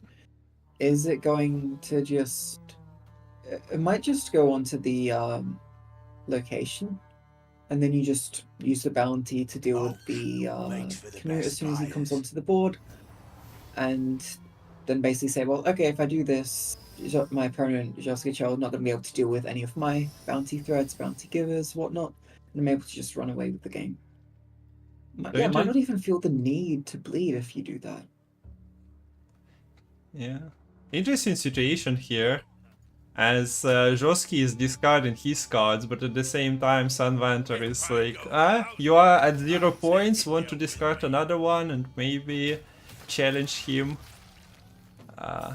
with the tempo pass, but that wasn't actually a tempo at all. But in the end, Joski Child decided to play this transformative unit onto the board. Sadly enough, it still was killed and bounty collected. That was actually finger on the pulse there for Sanvanta, knowing that the order of events would be the Confession Extractor would finish off the kill before the transform on the Berserk would go through for that Berserker. That was pretty cool, and yeah, I was like trying to... I was thinking about suggesting, oh, maybe that unit you play, but then I stopped myself because, well, in 2 turns the Bear Elimination will be on the board, but turns out... and then that could have been bounted and killed for good profit, but turns out, yes, Sanvanta was very aware of the interaction. Or decided to show us the French case of Gwent that maybe wasn't tested. The semi-final is definitely a place and time for the tests of Gwent mechanics, basically. Yeah. Earlier, Lear was telling me about how he was seeing if like the square scenario was able to work with like the Shelm Skag's deploy, giving more damage, which it does not. But we see a similar kind of question on the ordering of Gwent's mechanics being resolved here, being posed by another deck of Sanvanta. Okay, so it's been a while since I've seen Candle verification because, well, Syndicate's play rate of the decks with the Candle kind of dropped a little bit, or maybe verifications kind of went out. You get the verifications still with the Candle, but that temporal loss by giving over that 6 points means that you have to commit the Heat Wave just to catch up. So you don't have Heat Wave against Bounty. You probably aren't gonna have your location or Knut for very long, I imagine. So, how are you gonna kill things? You can just enjoy things, you don't have to destroy, okay? You are playing against Self-Wound.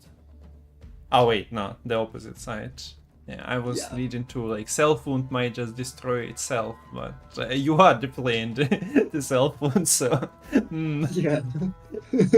That's a bit unfortunate then, because you might just see things come to decay. Yeah. And,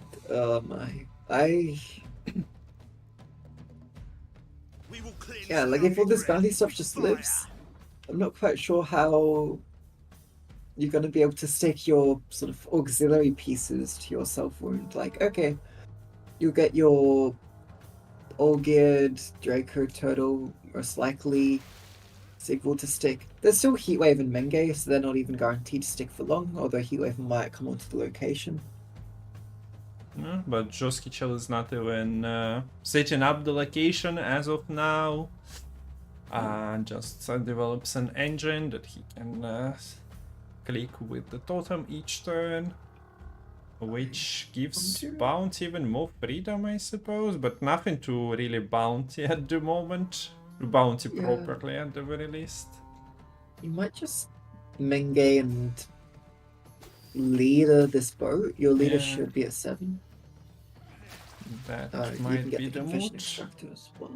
Once again, have you considered playing in the finals yourself or semi-finals? People just use every move Lemon suggests.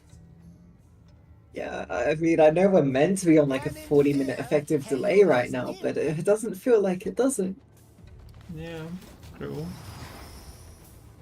It says the scoundrel. So that was the decree for scoundrel, and now these Octavia will be able to just get this Ignatius as the last sort of big gold I think Sanvant is missing from hand. Has Tome if you want to play that, otherwise you can just put the Tome back and keep this Hysteria instead.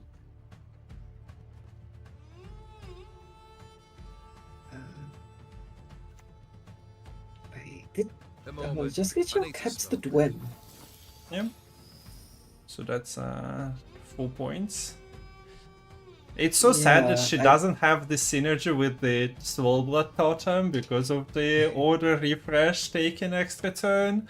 At least that would have been like the saving grace of a card when you lose your card roll there, but no.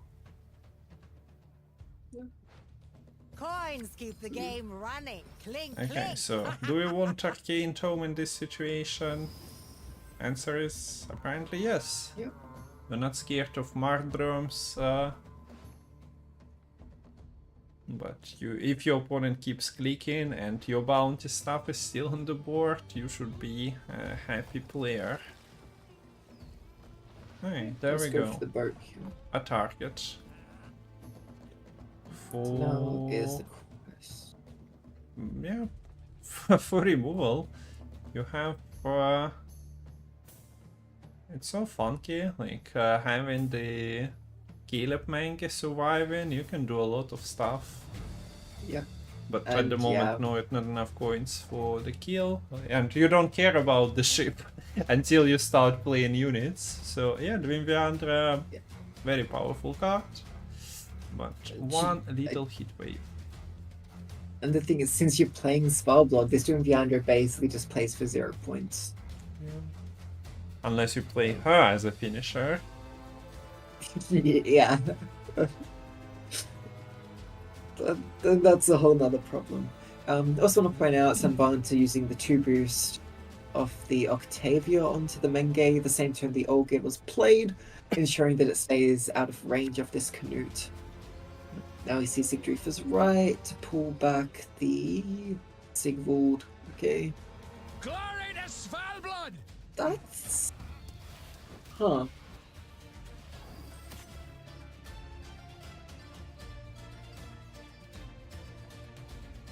Okay, so we should be starting seeing the combo pieces going together, like Sigvald is there, Knut coming any moment, but there is the Caleb Mange on the board. You don't have 7 damage to kill him off. There is the Bounty Collector on the board, there is a Spender, extra coins, and then in hand Graydon and Freakshow are waiting.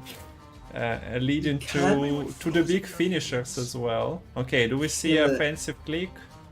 Yeah. Should be it. Yeah, okay. One problem Oh solved. my gosh. I mean, yeah.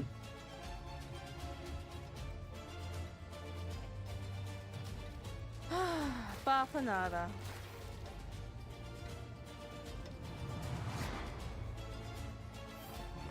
He sets up the Canute. And I don't think Canute is going to live here. I think that would be quite surprising. The question is, are you going to deal with the Canute by going for some kind of bounty from the Arcane Tome, or are you just going to kill it by Freak Show? Apparently, it's just the leader and the Freak Show combination. Or maybe just use your coin if you don't want to leader it off. I think you probably might rather leader, because I think leader's at 2 here. So now you'll have the opportunity to go for the tribute on the grade next turn.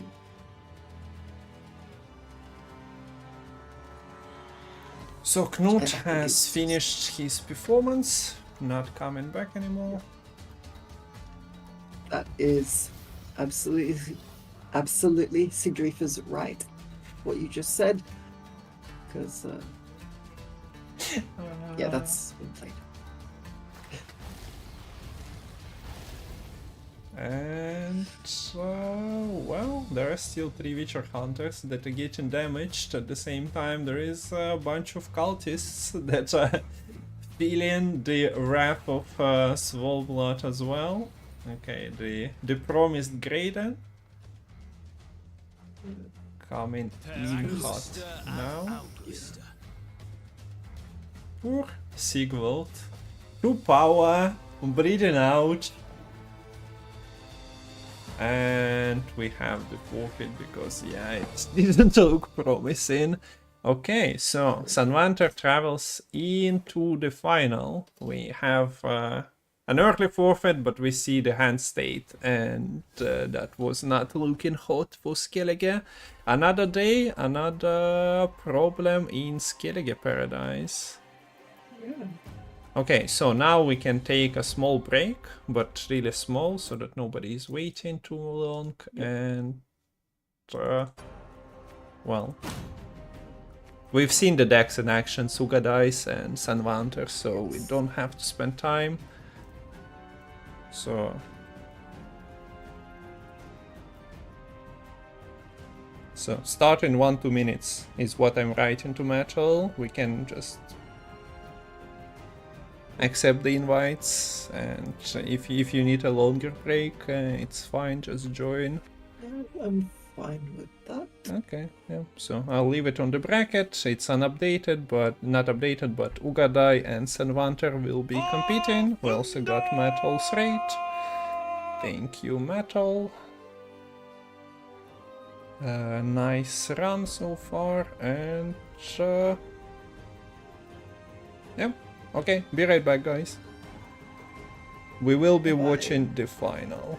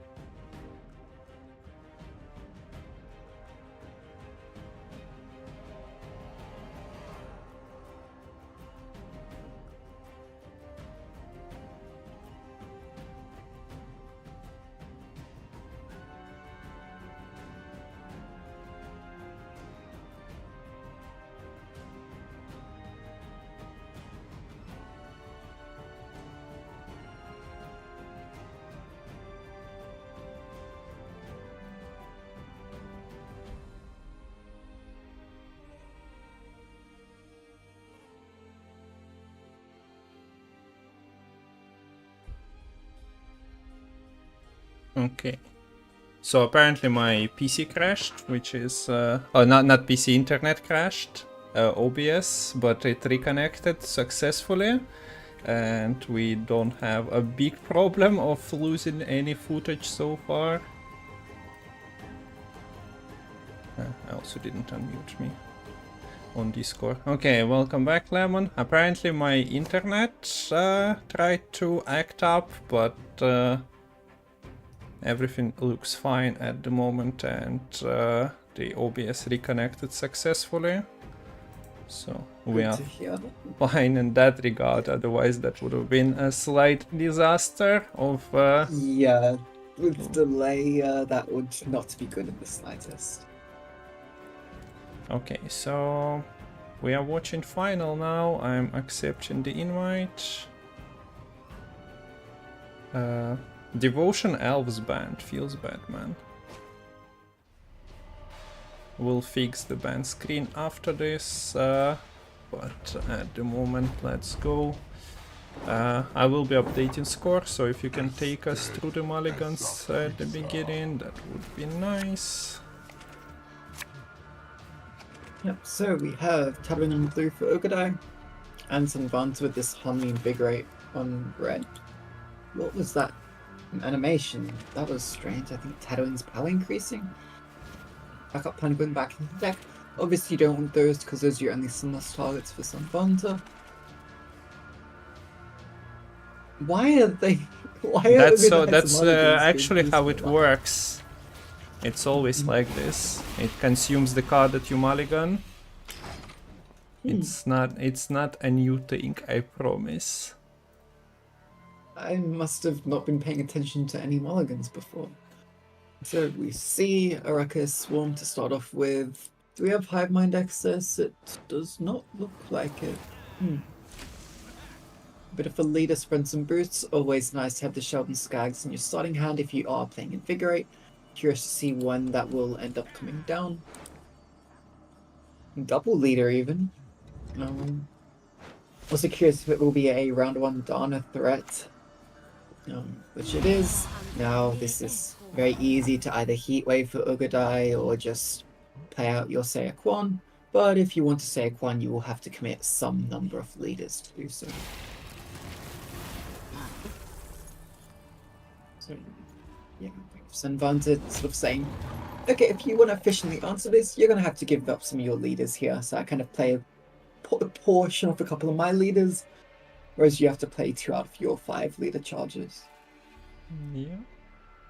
That's nice flexibility. I love the rework on this Arc 1. It doesn't go into every deck.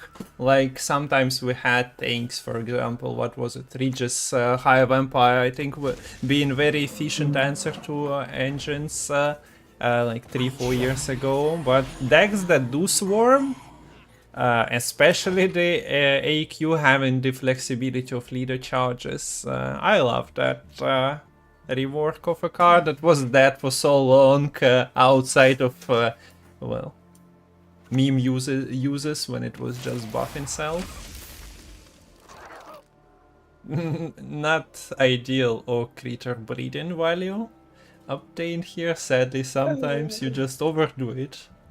But I mean, it's still played for 6 points onto your side of the board, 7 with the hand buff, so fair for the Gwent standards of 2021, probably.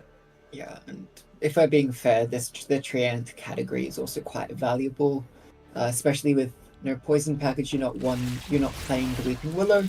This is the only Treant. It's its whole own category in terms of harmony triggers.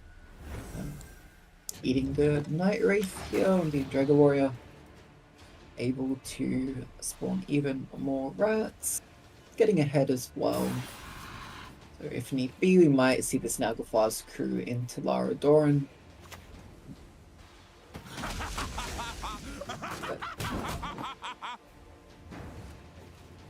Not killing a 1 power unit there. Maybe a bit of a low roll on that Berserker, unfortunately.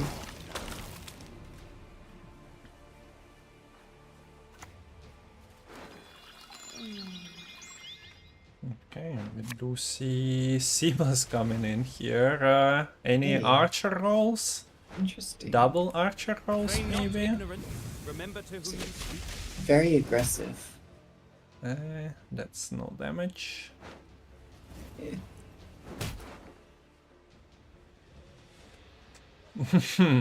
Well, at least there is one thing.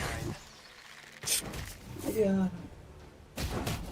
I mean, Berserker removes another one. How big of a Laradoran it is, anyway? What? 11 units on the board. 4 forces. A couple of leader charges. And this is not a point gap that you should be afraid of. No. And it's very late Waters of Brocklon here. That's, yeah, gotta be... Maybe wishing you had played that a bit earlier now, let's just say. Yeah. To be fair, it was mostly elves. Where you might have expected it to come down, but yeah, this is very awkward from Sanvanter and for Sanvanter. I guess he senses that with no last say against Tatterwing Morwood, he doesn't stand a chance, but it works out. Sure, he did invest a lot in those 2 turns. Maybe didn't trade anything unexpected. But I'm gets not a win. convinced the last say matters that much in this matchup, but more so the round control. Yeah, that's what I kind of mean. That well, the big finishers are there. You are getting bled out of your scenario most likely in round 2, and then you have one big bird against another big bird that is a Tatterwing with a side dish of Morwood, so probably would not be ideal. Yeah, the bird is basically always going to be smaller than both Tatterwing and Morwood, so you better get ahead sort of otherwise in this game. And you might think, oh, Pavka's gonna suck in this matchup because Ugadai can just drown her on the cheap. But we see that if you want to do that, you need to use Naglfar, find the decree. Tutoring for tutors is always amazing, yeah. Yeah. But also, even if you do move the Pavka, the Harmony will still be active because the Harmony portion is not ranged locked.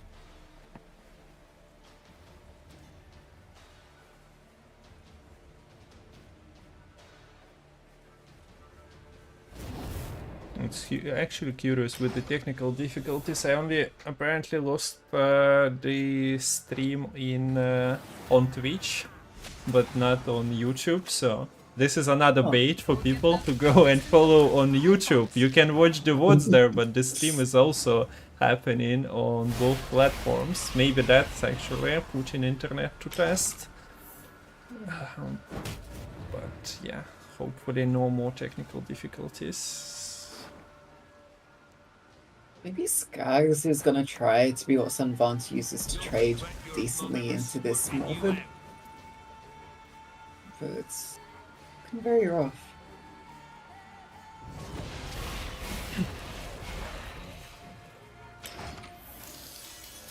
Yeah, so I don't...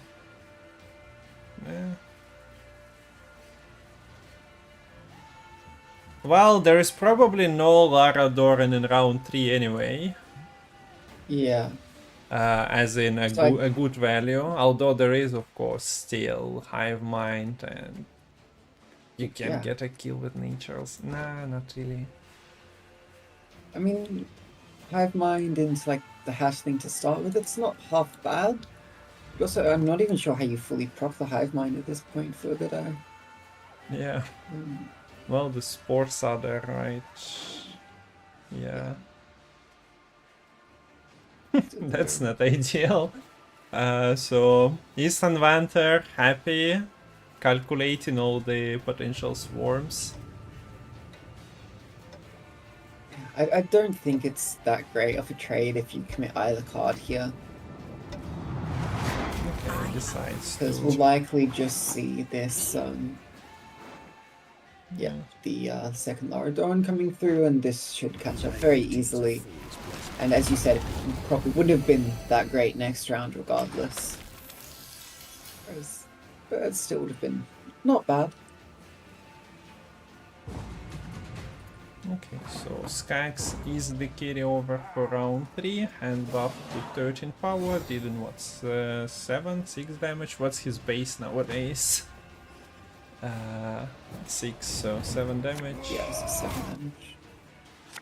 This is a 20-point play. This Morvid is only at 15, so it's worth more than the Morvid, frankly. And you got the Data Ring out of your opponent with that breach. So these draws for Ugadai. Keeping the odd gate, finds Red Riders. It's very frosty and insta forfeit. Yeah, I think you could even call that frustrating. Oh, how good is Lemon, guys? You should really go and spam Lemon in chat. I don't know. It's amazing. Okay, so I did who was on blue coin in this? Samantha is on red, but yeah, let's see the base. Yeah, so the bans were Ugadai's Traps are banned. A bit annoyed. I would have liked to see that again. And Sanvanta's Triple Ida, so it's the only Araka Swarm I'm sort of seeing today. That Kungfoorabbit are casting, it's all been Tatooing, not seeing the slightly different flavor of the Triple Ida. But that is. We just got well, the wrong icon here, but Squirtle does win. It's just not guerrilla tactics. It's supposed to be invigorate. Deal with that. I also put the wrong image to it. Oh well. It's okay. Who was expecting there to be invigorate in the finals? Like, you can't blame the graphic. We don't talk about that. There was guerrilla tactics, surely. Invigorate would not be considered for players. It's not like they're considered Did I Ambush either. If it's Square, it's always gonna be guerrilla tactics, clearly. Okay, so now Sanvanter on blue. With Erland, most likely, but maybe with Bounty. You never know what he tries to counter Q here.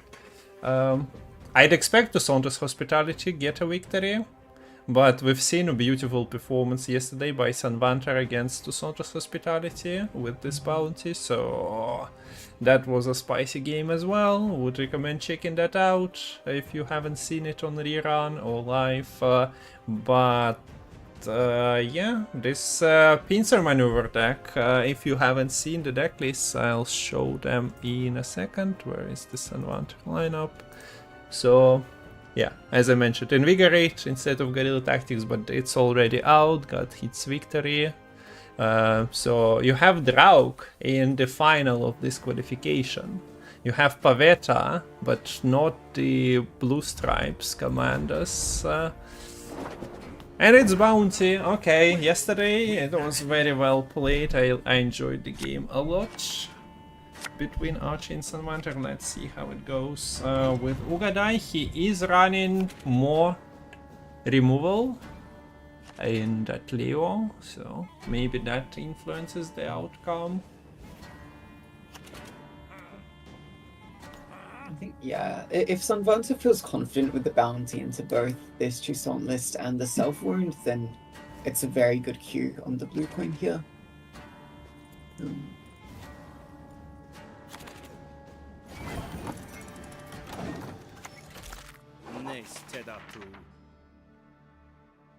So to start with, Engine. Oh, looks like some light reading. Not deciding to go on interactive like we saw in the previous bounty game against Yeah,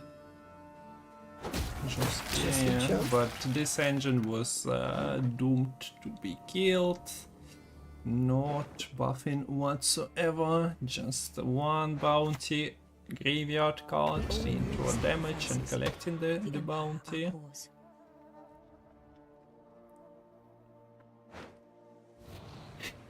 Wow, somebody wants to go to Passiflora. I guess it's yeah. Also, Ugaдай Кто translates into guess who. So yeah, it should have been guess who wants to go to Passiflora, rolling all the sliced actresses and Passiflora peaches. We do see a full city coming in here, and well, Nilfgaardian Knight starts buffing it. Next buffs, well, Ale of Ancestors you probably would want for later. Well, yeah, the Nilfgaardian Knights into Bounty, all the power buff for the card, and if there is enough money on Bounty side, yeah, that's a freebie to collect, 9 power.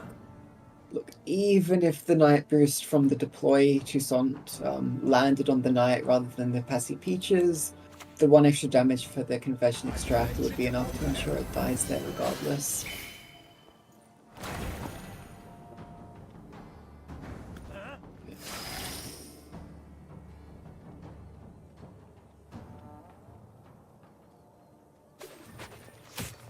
So that clutch here to be able to secure the kill onto the Milton, making use of the extra reach on the Confession Extractor. Man, connecting those bounties is so good. And to think this is a 5 power body that just sticks there, and Toussaint actually cannot do anything about it properly. No. Like, you can roll Diplomacy into 5 damage, of course. Yeah. Wrong crime, and also a bit too late. Doesn't even take the build unit. Goes for the raw points here. Menge is a bit of a commitment. Confession Extractor in a human form. Caleb Menge comes into play. 3 coins might be kept. But it's not. Yeah, you can just commit something and collect the Peaches bounty. Here's the thing, like, you'd expect Divana to be really good in this matchup, right? Like, it's perfect, she can purify a bounty. Well, it doesn't matter if every time Sanvanta applies bounty, it's being collected immediately. And there's already been 4 bounties collected. This leader is up to 10 damage for Sanvanta. Like, good luck sticking a Kahil in the current form, because the leader's just going to kill it straight away, even with the Ale of Ancestor synergy.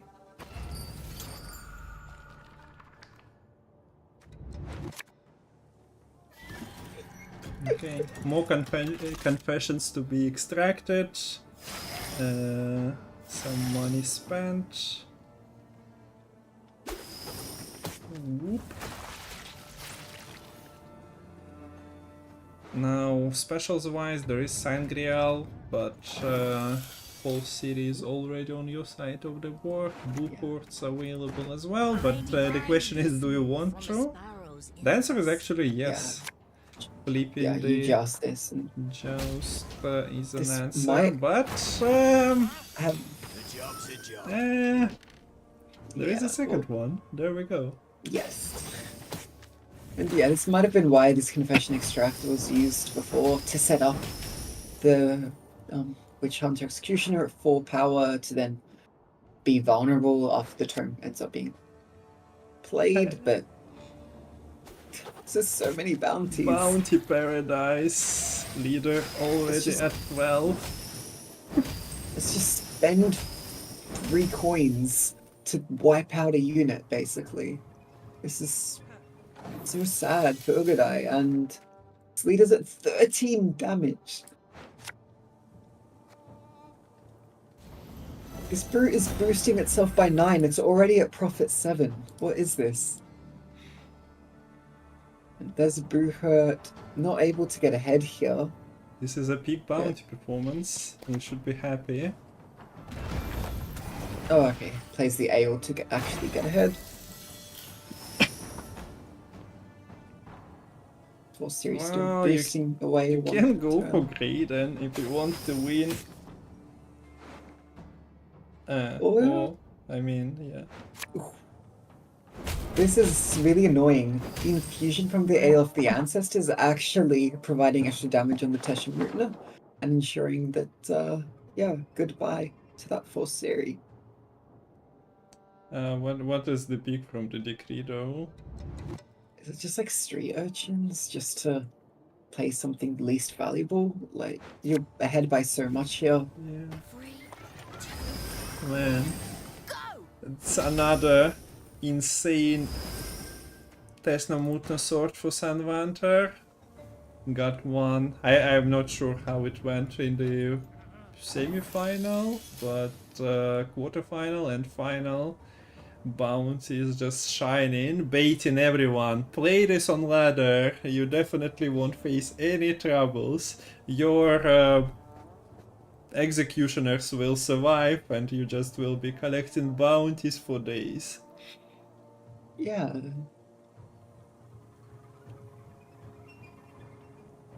Huh, so you need targets for Buckler apparently. You could always go Diplo, but that's not a possibility since you've already played both of your diplomacies. So we see Sundry. Oh. Hey. Okay, I suppose so. Uh, The infusion only triggers when both players have passed, so... yeah, this would do it. Yeah. There we go. Okay, all that bounty into a loss, but you have a 14 power, 14 damage blood money leader. The artifacts are on the board. There is no proper time for either in a short round, so No. like pushing at this hand. Not amazing, especially when your opponent greets you with like a candle, although that can be heat waved at least. Yeah, and look. Whatever you play first here, sometimes it can just lead up. Because it's at 14 damage. You are forced to mulligan. Oh gosh. What do you even play proactively? You play Okay, the there you Kahir. go. 10 power. 10 power Kahir, okay? It doesn't even have an opposing unit to boost. Someone just plays uninteractive. Oh my gosh.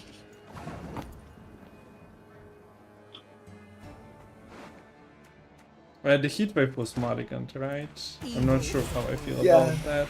Yeah.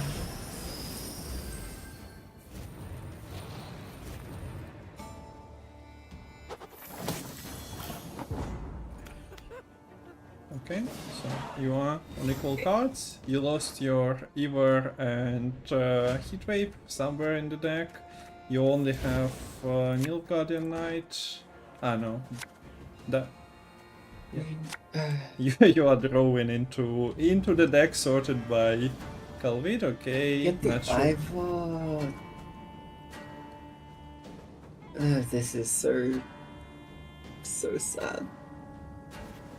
No locations, amazing. Prejudice can carry a high price. 18 Pay. and then Profit 9, Brute. I am Brute.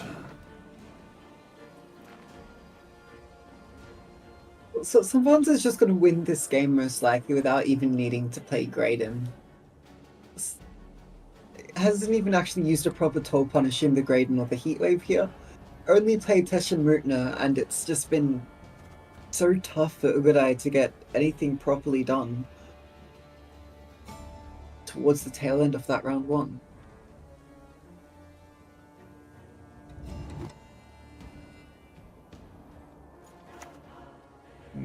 Yeah, okay, so Milk Knight with a couple of Nausicaa Brigades is nice to see.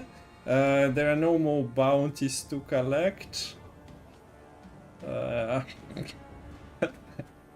don't know, there is a spender in the form of Candle, which is at times awkward, of course, but... What do you play before the Ivar here? Do you go for the Palmerin? Or do you go for the... Do you get a Palmerin?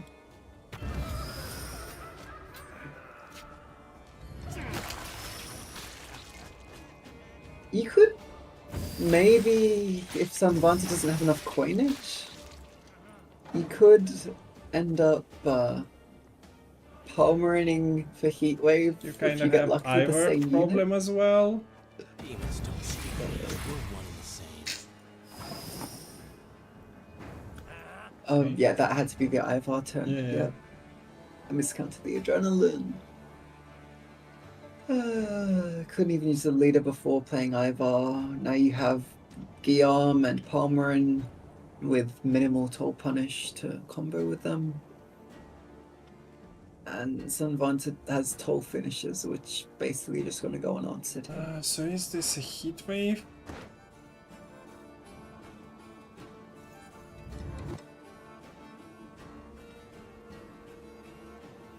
Is anything actually getting bigger? Man, 9 profit, 15 power. And yeah, the Palmerin problem strikes again.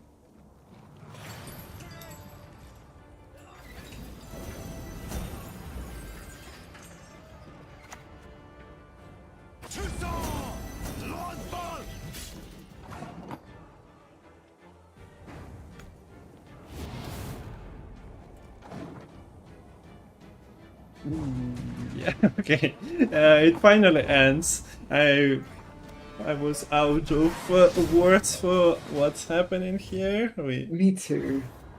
We've seen some bounty shenanigans. It's probably the most successful bounty I've seen in a while in the tournament, so on ladder.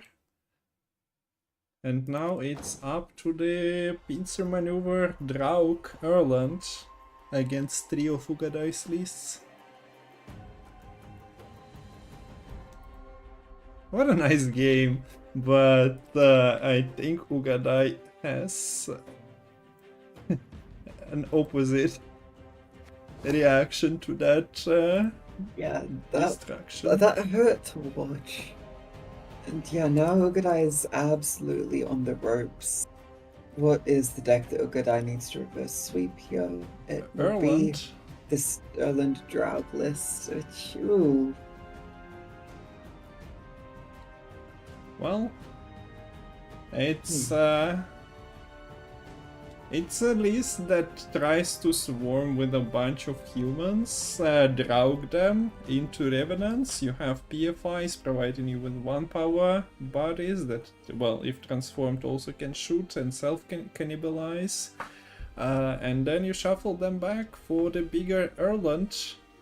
Of course, ideally you'd want to play Iris companions, discarding Iris after you played Pavetta, so you buff more units, but that usually is not happening as you need consistency, and your game plan cannot just revolve around Erland being the maximum possible size.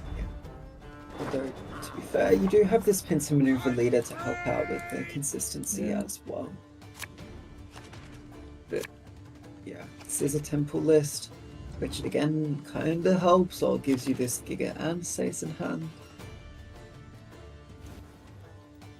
So, Self-Wound has been abused many times. Here is the heat wave for one of the units. I don't think movement is influential here.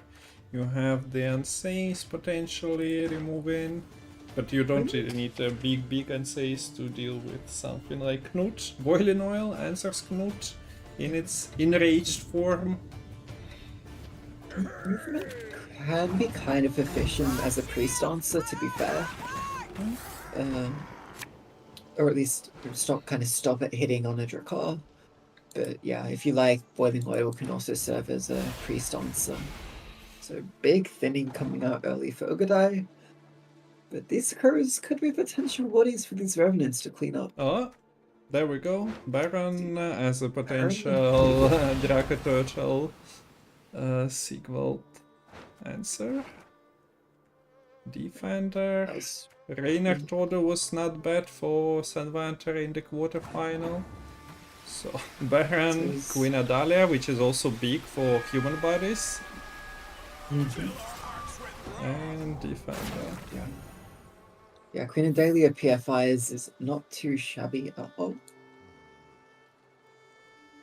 Okay, so do we boil the priest? Not yet. You need to click temple first for that 1 extra point. And the choice is Prince Unsays here. For this most beautiful of maidens, I shall Okay, fight so 100 Samantha shields. plays for If carryover. Samantha passes at 7, Ugadai just goes long round, I assume, right? Your sacrifice.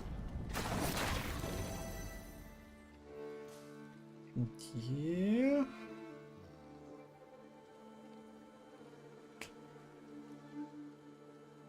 It will be awkward, like sure you'll get some of the revenants into graveyard, but the ones that you spawn at for power into the Agreed.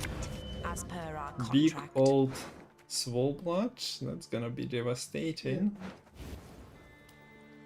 You say his companions being played quite early here, before any Perverter shenanigans. But yeah, Ugadai is not happy to say goodbye to the last say. Feels like opponent just played 3 carryover cards. I think the Ronvit is like the biggest giveaway that no tempo plays are to be expected. Yeah.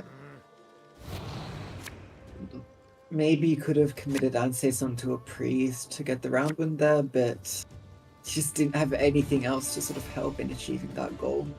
So it would have been quite difficult to do. Okay, so finds defender from those creates.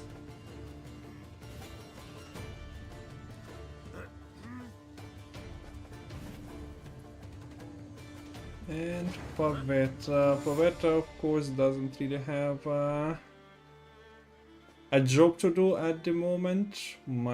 Her services might be required later. Okay, chat just caught up with the frustrating. It's amazing to see the reaction.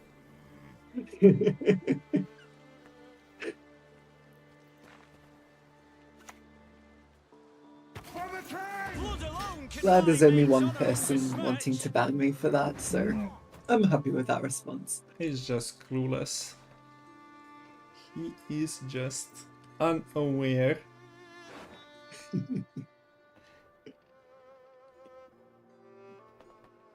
Okay, so we do see the K-Troll coming out here. I'll be interested to see if it does get heat waved. Very corpses. Feed our foes to the crabs I while they think still this is the live. matchup where you probably can afford to save the heat wave for something else, perhaps. Yeah, You you do might have Baron want to access, have a toll punish for, or not toll punish, but complete erasure of Sigvald, for example. And If Anses duels the Draco Turtle, does the boost from removing armor resolve before the end of the duel? Or I at the think end you of are the not duel? supposed to duel the Draco Turtle will be the answer, so yeah, you might be facing your demons on that, getting hit by, by the bigger monster than you'd expect to challenge. So, if I recall it correctly, I think, yeah, I've seen it happen. Definitely didn't do that myself, though. It's just testing, right? Just myth busting and something like that. So the heat wave is open, but yeah, Sanwanter prefers to keep it. Let's not even play into that round. I'm surprised. You could have set up another Revenant in the graveyard, just tossed away, say, yeah. the siege support, but True. That's a bit weird. I guess at the same time, though, by not playing into that, you sort of have one less card you're drawing. That means one extra unit in the deck as well, so maybe it ends up balancing out. Oh yeah, that's a good point. Also, yeah, there is the Traveling Priestess in the deck. Not really getting to 25 charges, but well, you do mulligan occasionally, and sometimes you just find the consistency without the necessity of picking required cards. Although that's rarely the case, because you do have extra spicy temple creates. Mutant Generator round 3 denied. I'm sad. Yeah. Remember when Mutant Generator was like the 6 provisions? Yeah, Remember to that? be fair, when it was released, cards were slightly different on provisions, and yeah. Then it's people tried the Mutant Generator quite early as well, but I don't think it was a great payoff. But maybe we all were just playing it incorrectly. But now Temple and Mutant Generator slightly different from their initial form. I've had many killed for less. So humans at the moment go to the both throws. There is of course a Dahlia with PFI if necessary. That achieves greatness. Let's not forget that the Bloody Baron was also created, which means yeah, exactly what it means. That it is Draco Turtle or Sigvald without the last say. Oh, wait, not with the last say. But anyway, one of the cards will be reset. If it's not the Unsazed Duel and not the Heatwave target. Yeah, and obligatory Ugadai has to be really careful about the placement on this Sigvald, because you don't want it next to a low power unit where the boiling oil can remove any bleeding you've established. Okay, so we do see a Dahlia. My great-granddaughter will stand and It actually goes into the Cadveni Sergeant. Yeah, so not going for PFI, I guess. Maybe worried about playing too heavily into the Spellblood as a result.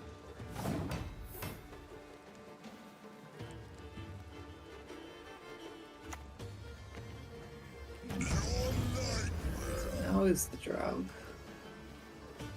So this kid, when he's Sergeant, looks like he'll be trying to get things out of range of the 4 damage on the Spellblood.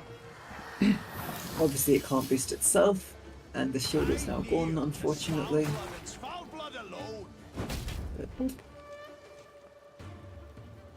Nothing to really eat on your opponent's side of the board. Boiling oil sadly kills instead of setting up the Knut to 1 power, but well, you still take it. And we do see that Sanvanter doesn't want to go wide by the means of damaging his own units.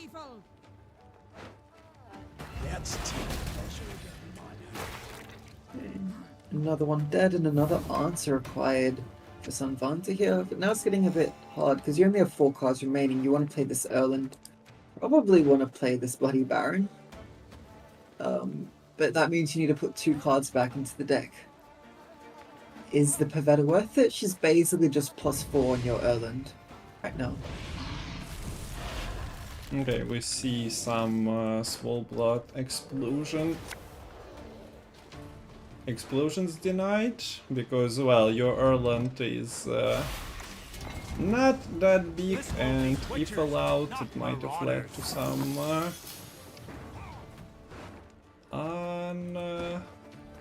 unnecessary outcomes of him dying, but yeah, at 5 with only a couple of abominations appearing, it's fine. Yep.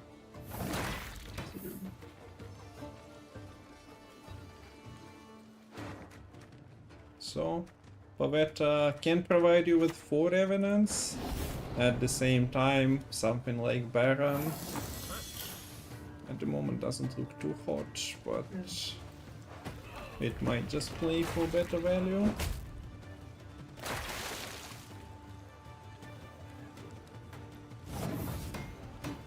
I'm really curious, like what this Anne says, what this potential Baron is going to be hitting. Because you guys have done a very good job at saving this Dwim and the location click till the very end to deny value on resetting or potentially dueling the Draco Turtle. Yep. I think the way Ugadai played makes it hard for Sanvanter to get a victory here, even if I mean, there is like 10, 20 something points hidden in that Erland click. At the same time, there is still Swole Blood, Draco Turtle armor. Knut is surviving. I mean, at minimum, the Sanseis is still 20 points. They're denying this. Oh, I guess 19 points in this case, but opting to kill the Knut, which makes a lot of sense. I guess you may as well just go for the Dwim now, right? Because otherwise you're not getting any use out of this order.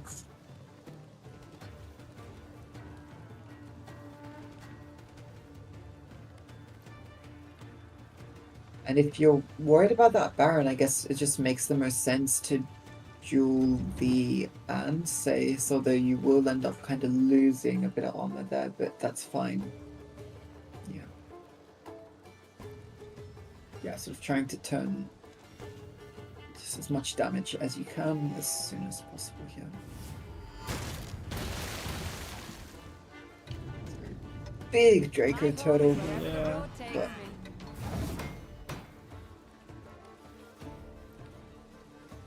those waters, I think they're going to become kind of bloody around the Draco Turtle. Bloody as in bloody Baron coming through. Goodbye Pavetta, this is not your game. Long round through doesn't really befit your game plan. Erland click, Baron play. It's a substantial That's difference. 20 points, but so many units on Sanvanter's side of the board, even if half of them are at 1-2 power. Don't think that was a particularly winnable matchup, even with the Baron roll. Sanvanter needed to most likely win round 1 and get that stuff round out. one, and Yep. So we got ourselves more of that NR. I'm happy to see Pavetta actually doing something as well. So, well, I was happy to see Pavetta in the hand not get played as well.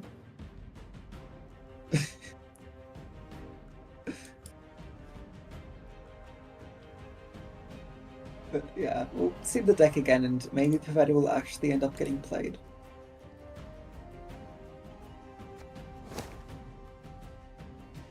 it's always interesting when the. Well, you probably can call this list an experimental because Sanvanter is the only one experimenting with it, so he's like this mad scientist. But well, it's interesting when that's the list you have to go through with as your last last available deck, because people will jump on it immediately, calling it like, oh, why would you bring a list like this into the competition if it doesn't succeed? But when it works, it's so beautiful. Yeah, this feels like something MMON would play, right? Yeah.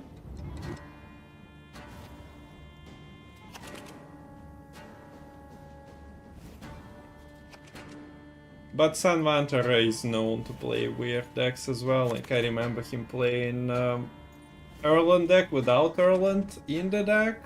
Yep, Just I have PTSD from that. so nothing strange. Just a simple demo event.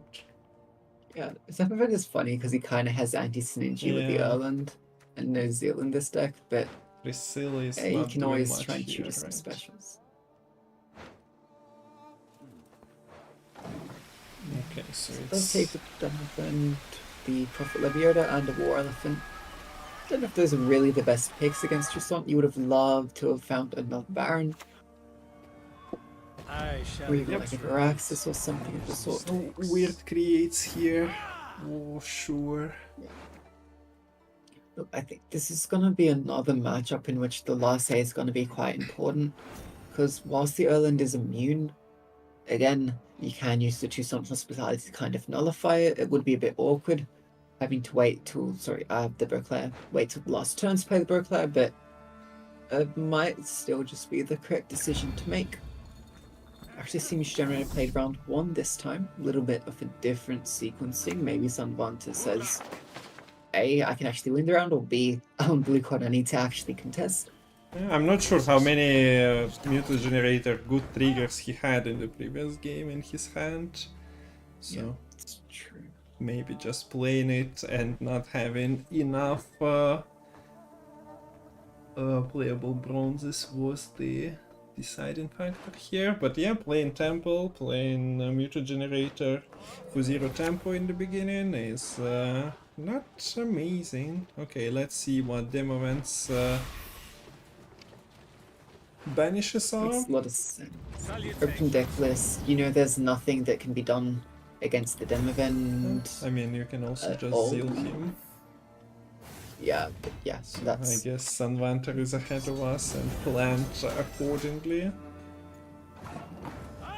Although, I feel like if you sequence this differently, you could have just used the melee to reduce the cooldown, and I think you end up ahead, regardless, the melee deploy.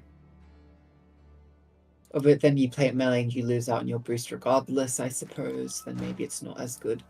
Curious what this demo event is going to find. I imagine it will be PFI. Nope. Okay. Iris' companions. What do I know? Okay, so it goes for the carryover starter. Beware the man of glass. Yeah. So. And on Iris again. And the pass coming through early on. But this time it's Ugadai passing at 7, not Sunvanta. Yeah, so played what, 1 bronze, played 8 provision unit that buffed Pavetta, that buffed Lebioda, so a couple of extra points coming in.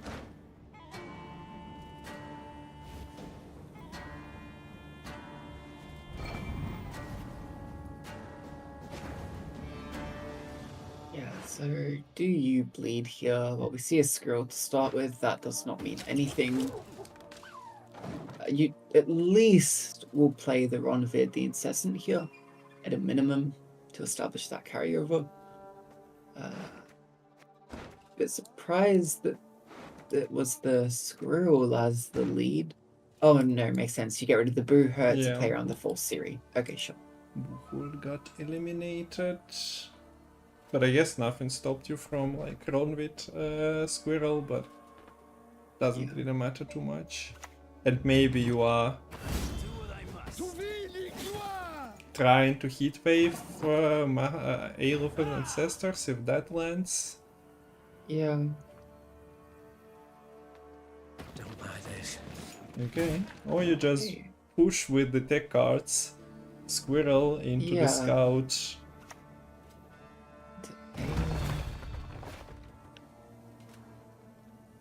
And now? So surely Sunvanta is intending to push here, otherwise you would have just played Ronvid instead of the Scout. That seems like the logical conclusion indeed. I mean, I guess... Yeah.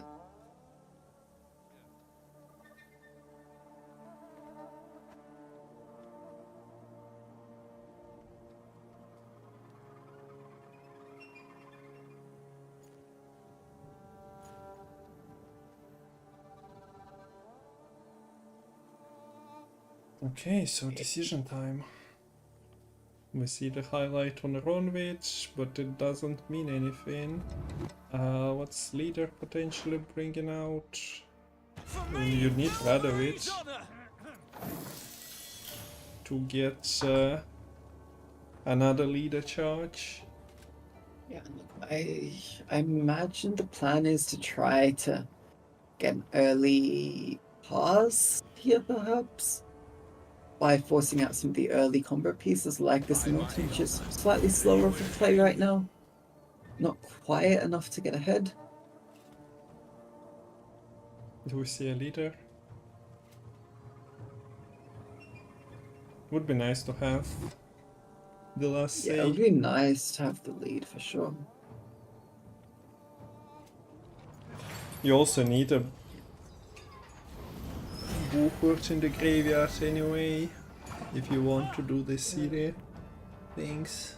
Okay, so yeah, leader committed as well. Well, the thing is, using the leader there now means you can't one-turn the full series. Yeah. So that is vulnerable to a transform with the drag, potentially. Although, yeah, there's no access to full series in hand regardless right now. Okay, so elephant gaming. Card goes stall, so probably not getting much out of it anyway. In the next round. Could have played it next to the squirrel and actually damaged the squirrel.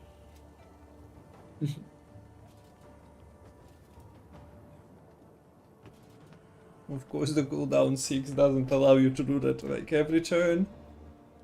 No. So it's not that amazing. So, Guillaume coming out onto the squirrel. Instead of fighting with Shailmars, it looks like Guillaume's decided to try to get used to fighting squirrels instead. What a night. Actually playing on the front row rather than back row when, you know, the back row is the row that actually has knights. Not sure on Yeah, there is the reasoning though. There is the condition of extra boost.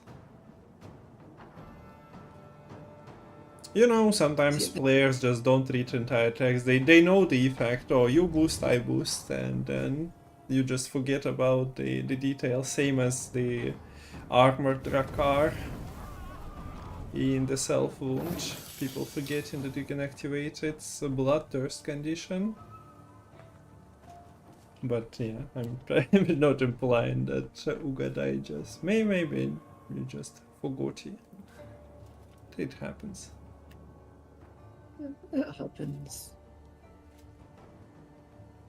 So that was the oil for Sanvanta being played, not really achieving much. Which is a bit surprising, you know, when you pour boiling oil on someone's head, you'd expect a bit more of a reaction. But yeah, this Milton just happily riding along. And it just didn't get any into the helmet. It just bounced off it. So bye to Santos steel produce. Yeah, high quality steel, huh?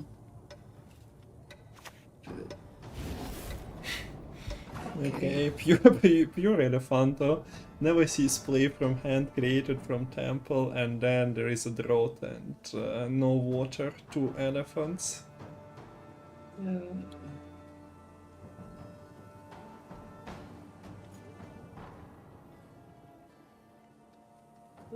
Okay, so certainly getting a little bit dicey now for Ugadai. I'm a bit surprised, in all honesty, that we saw the Heatwave committed before the Ivar.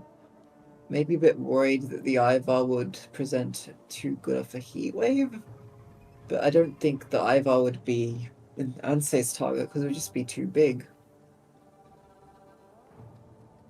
Or would it? I mean, yeah, 25. Not ideal to duel probably with the 14. Yeah.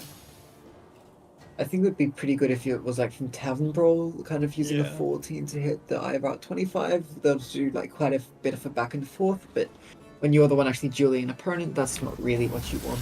So you see the Profeta now coming out, putting the... I spy with my evil eye. Was there even anything to put? Wasn't it like siege support? Huh. So, last say now for the Beauclair player. The gameplay is not working out properly for Sanvanta, I'd say. No. Game plan hasn't really, gone to plan, it feels. There's not been much of a round one in either of these games. I wouldn't be surprised if we see Draug just used to answer this false Siri, potentially. As a result, we might see the false Siri getting mulliganed, but that is not the case. Decides to just lead with the Diplo, I suppose.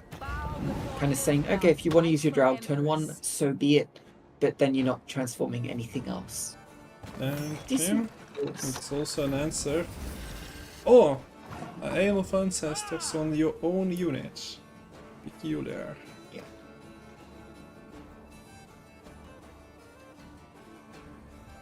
If you don't deal with false city, of course the Sangreal is one of the cards that that works with it. Yeah. Probably just an instant proc as a result. But I'm not I don't like how Ugadai played this front row, because, the Draug naturally has an extra transform if this leader ends up being used in this first turn. And since Sunvan's there is basically drawn. nothing to find in the deck, nothing too good. They can be just burnt now. Like, there is no flexibility in terms of, oh, I might need this card or that card in particular.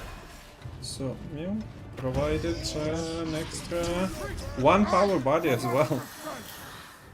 Yeah, bit of a misplay there, especially because there's not that many Revenants for Sunvan, so that 1 power body is very nice. Transform, although I guess Carabalista slightly nullifying that, but probably would have been nice to just actually kill this Revenant as the only Revenant. Not the greatest pickup there from Palmerin, but Milton left him, so there was no choice given. Also, the opportunities are not that exciting anyway. Oh, wrong with cameo. There we go. 1 Revenant on the board, and no answer for that. Of course, on the opposite side, well, there is no Orlando, so this is something. I didn't look at the mulligans. Was Ireland actually actively sent away? I've had men killed for less. Ah, wait, yeah, Wait. there was the. Sorry, I just tunnel visioned into not looking for the Radovich. Alright. My I'm just trying to think, what is this Sangreal going to do? You don't have great things for it to work with here. well, Leclerc. Yeah, but... nah. I mean, Yes. yeah. I mean, at least it's like 12 points. I'm just thinking, like, are you better off saving the Beauclair to sort of nullify the Erland? Or I guess you're better off playing it early, and then you're forced to use this Beauclair auto reset on the Draug as well, if that's what you end up boosting up. And yeah, Ugadai severely misplayed here by letting the Revenant stick here by playing the full series front row.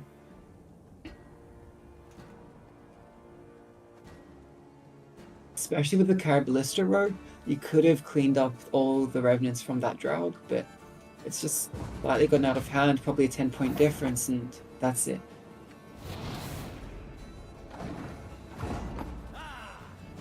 Okay, so that was fast. Yeah.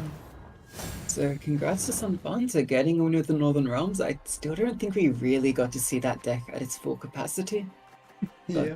Yeah, the threat of the Erland still quite big, and Ugadai not able to directly deal with the Erland, struggling to deal with the Revenants, ends up losing 3-1 here in the final game of this top 8 qualifier. And we have our lineup repeated from Gwent Open number 1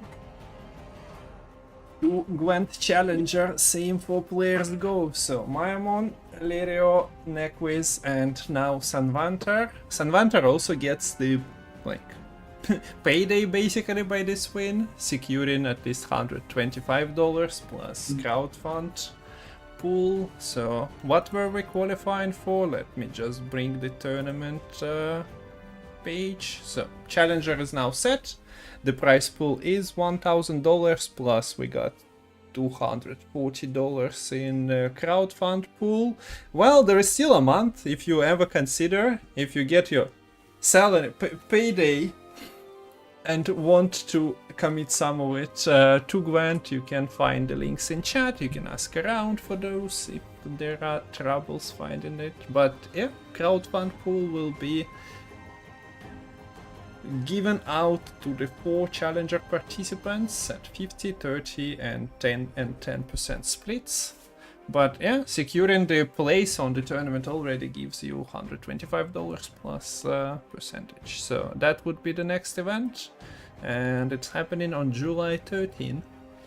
The location of the stream will be discussed. The casters will be announced as well, because yeah, there are some, like, I probably won't be able to stream it, but maybe I can join for a cast, and then maybe Lemon is available for that. You mentioned that you are probably back, so. But yeah, the Discord is available. Information will be shared. It was exciting weekend. Some spicy lists.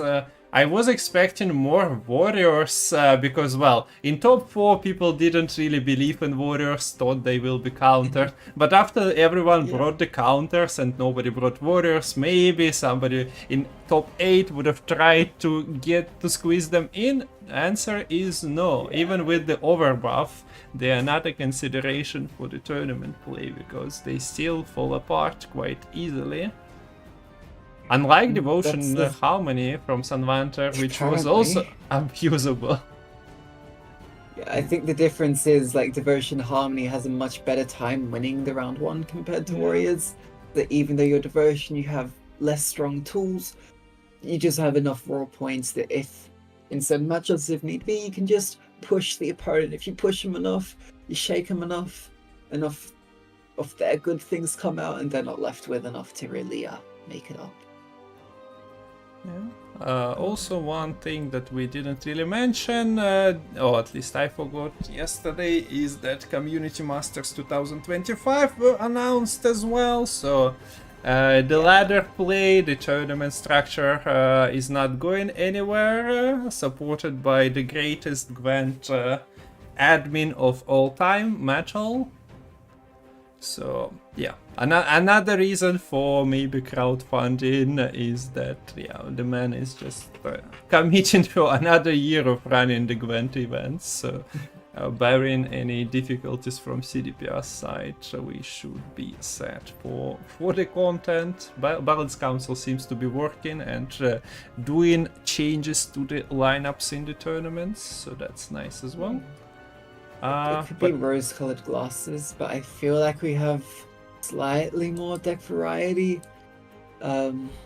sort of this time than we did sort of this time last year. But, there might be an angle to explain it by players being just more trying to be more entertaining, maybe, with the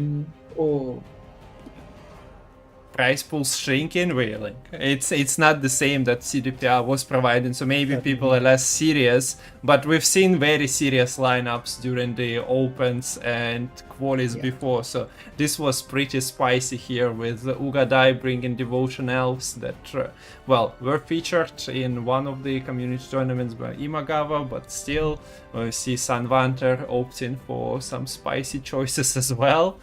And actually succeeding. The bounty he played was amazing on this tournament. I want to see the semi-final game because, well, we only joined that later on, so maybe it was banned. I don't remember, I don't recall, but yeah, hope you guys enjoyed, and it was a pleasure casting. Sadly, Salty wasn't available today, but it's always fun to cast with you, so thanks for joining and once again sacrificing your sleep. It's okay, it's not even 2 AM, I can't complain. Okay, that's fine. So yeah, shout out to Lemon well, you might have seen him stream. If you haven't, yeah, I would recommend checking out. He is playing some spicy lists, some tournament lists, and hopefully second part of the year we'll see him actually not casting but actually contesting one of the open, so at least maybe qualifiers. qualifier. Maybe.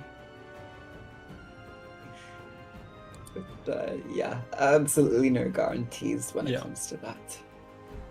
That's Gwent 2024. Absolutely no guarantees about anything.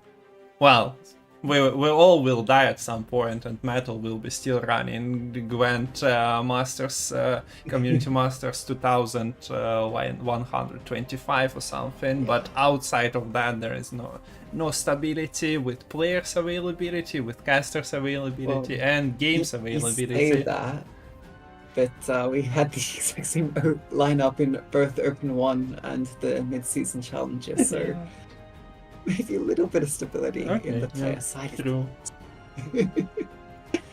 So yeah, the next event we only have one to announce at the moment. Well, it was announced before, July 13th, Challenger. Once again, gonna bring it out for a moment. So this is gonna be a single elimination best of 5. So we'll start with semifinals immediately. Basically, 2 players play and you get the finalists, and it will resolve on one day.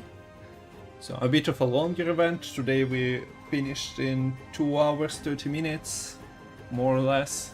Plus we also delayed to finish watching the second semifinal on Metal's stream, so would have been even faster event. But with Sanvanter competing, it's usually like this. He is a jammer. players were playing a lot quicker this time last weekend.